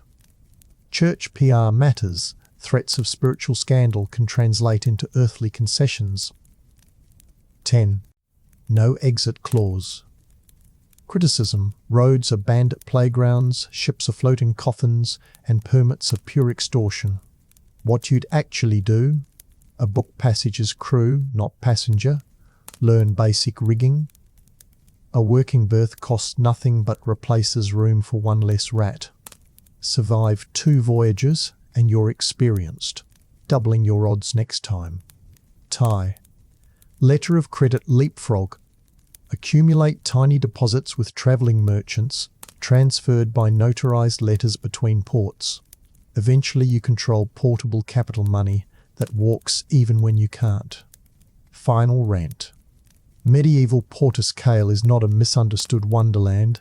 It's a slow-motion meat grinder, lubricated by salt water, sweat, and cynically applied scripture. Yet history isn't one long inevitability. It's trillions of micro-choices. Turn a few, dig your own latrine, brew safer drink, weaponize literacy, exploit every loophole the church and the law accidentally left open.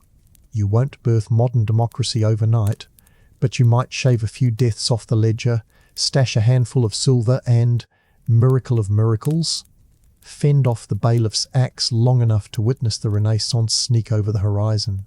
If you find yourself there, don't romanticize. Criticize loudly, maneuver quietly, and remember, in a world built to keep you in your place, mere survival executed cleverly is its own small revolution.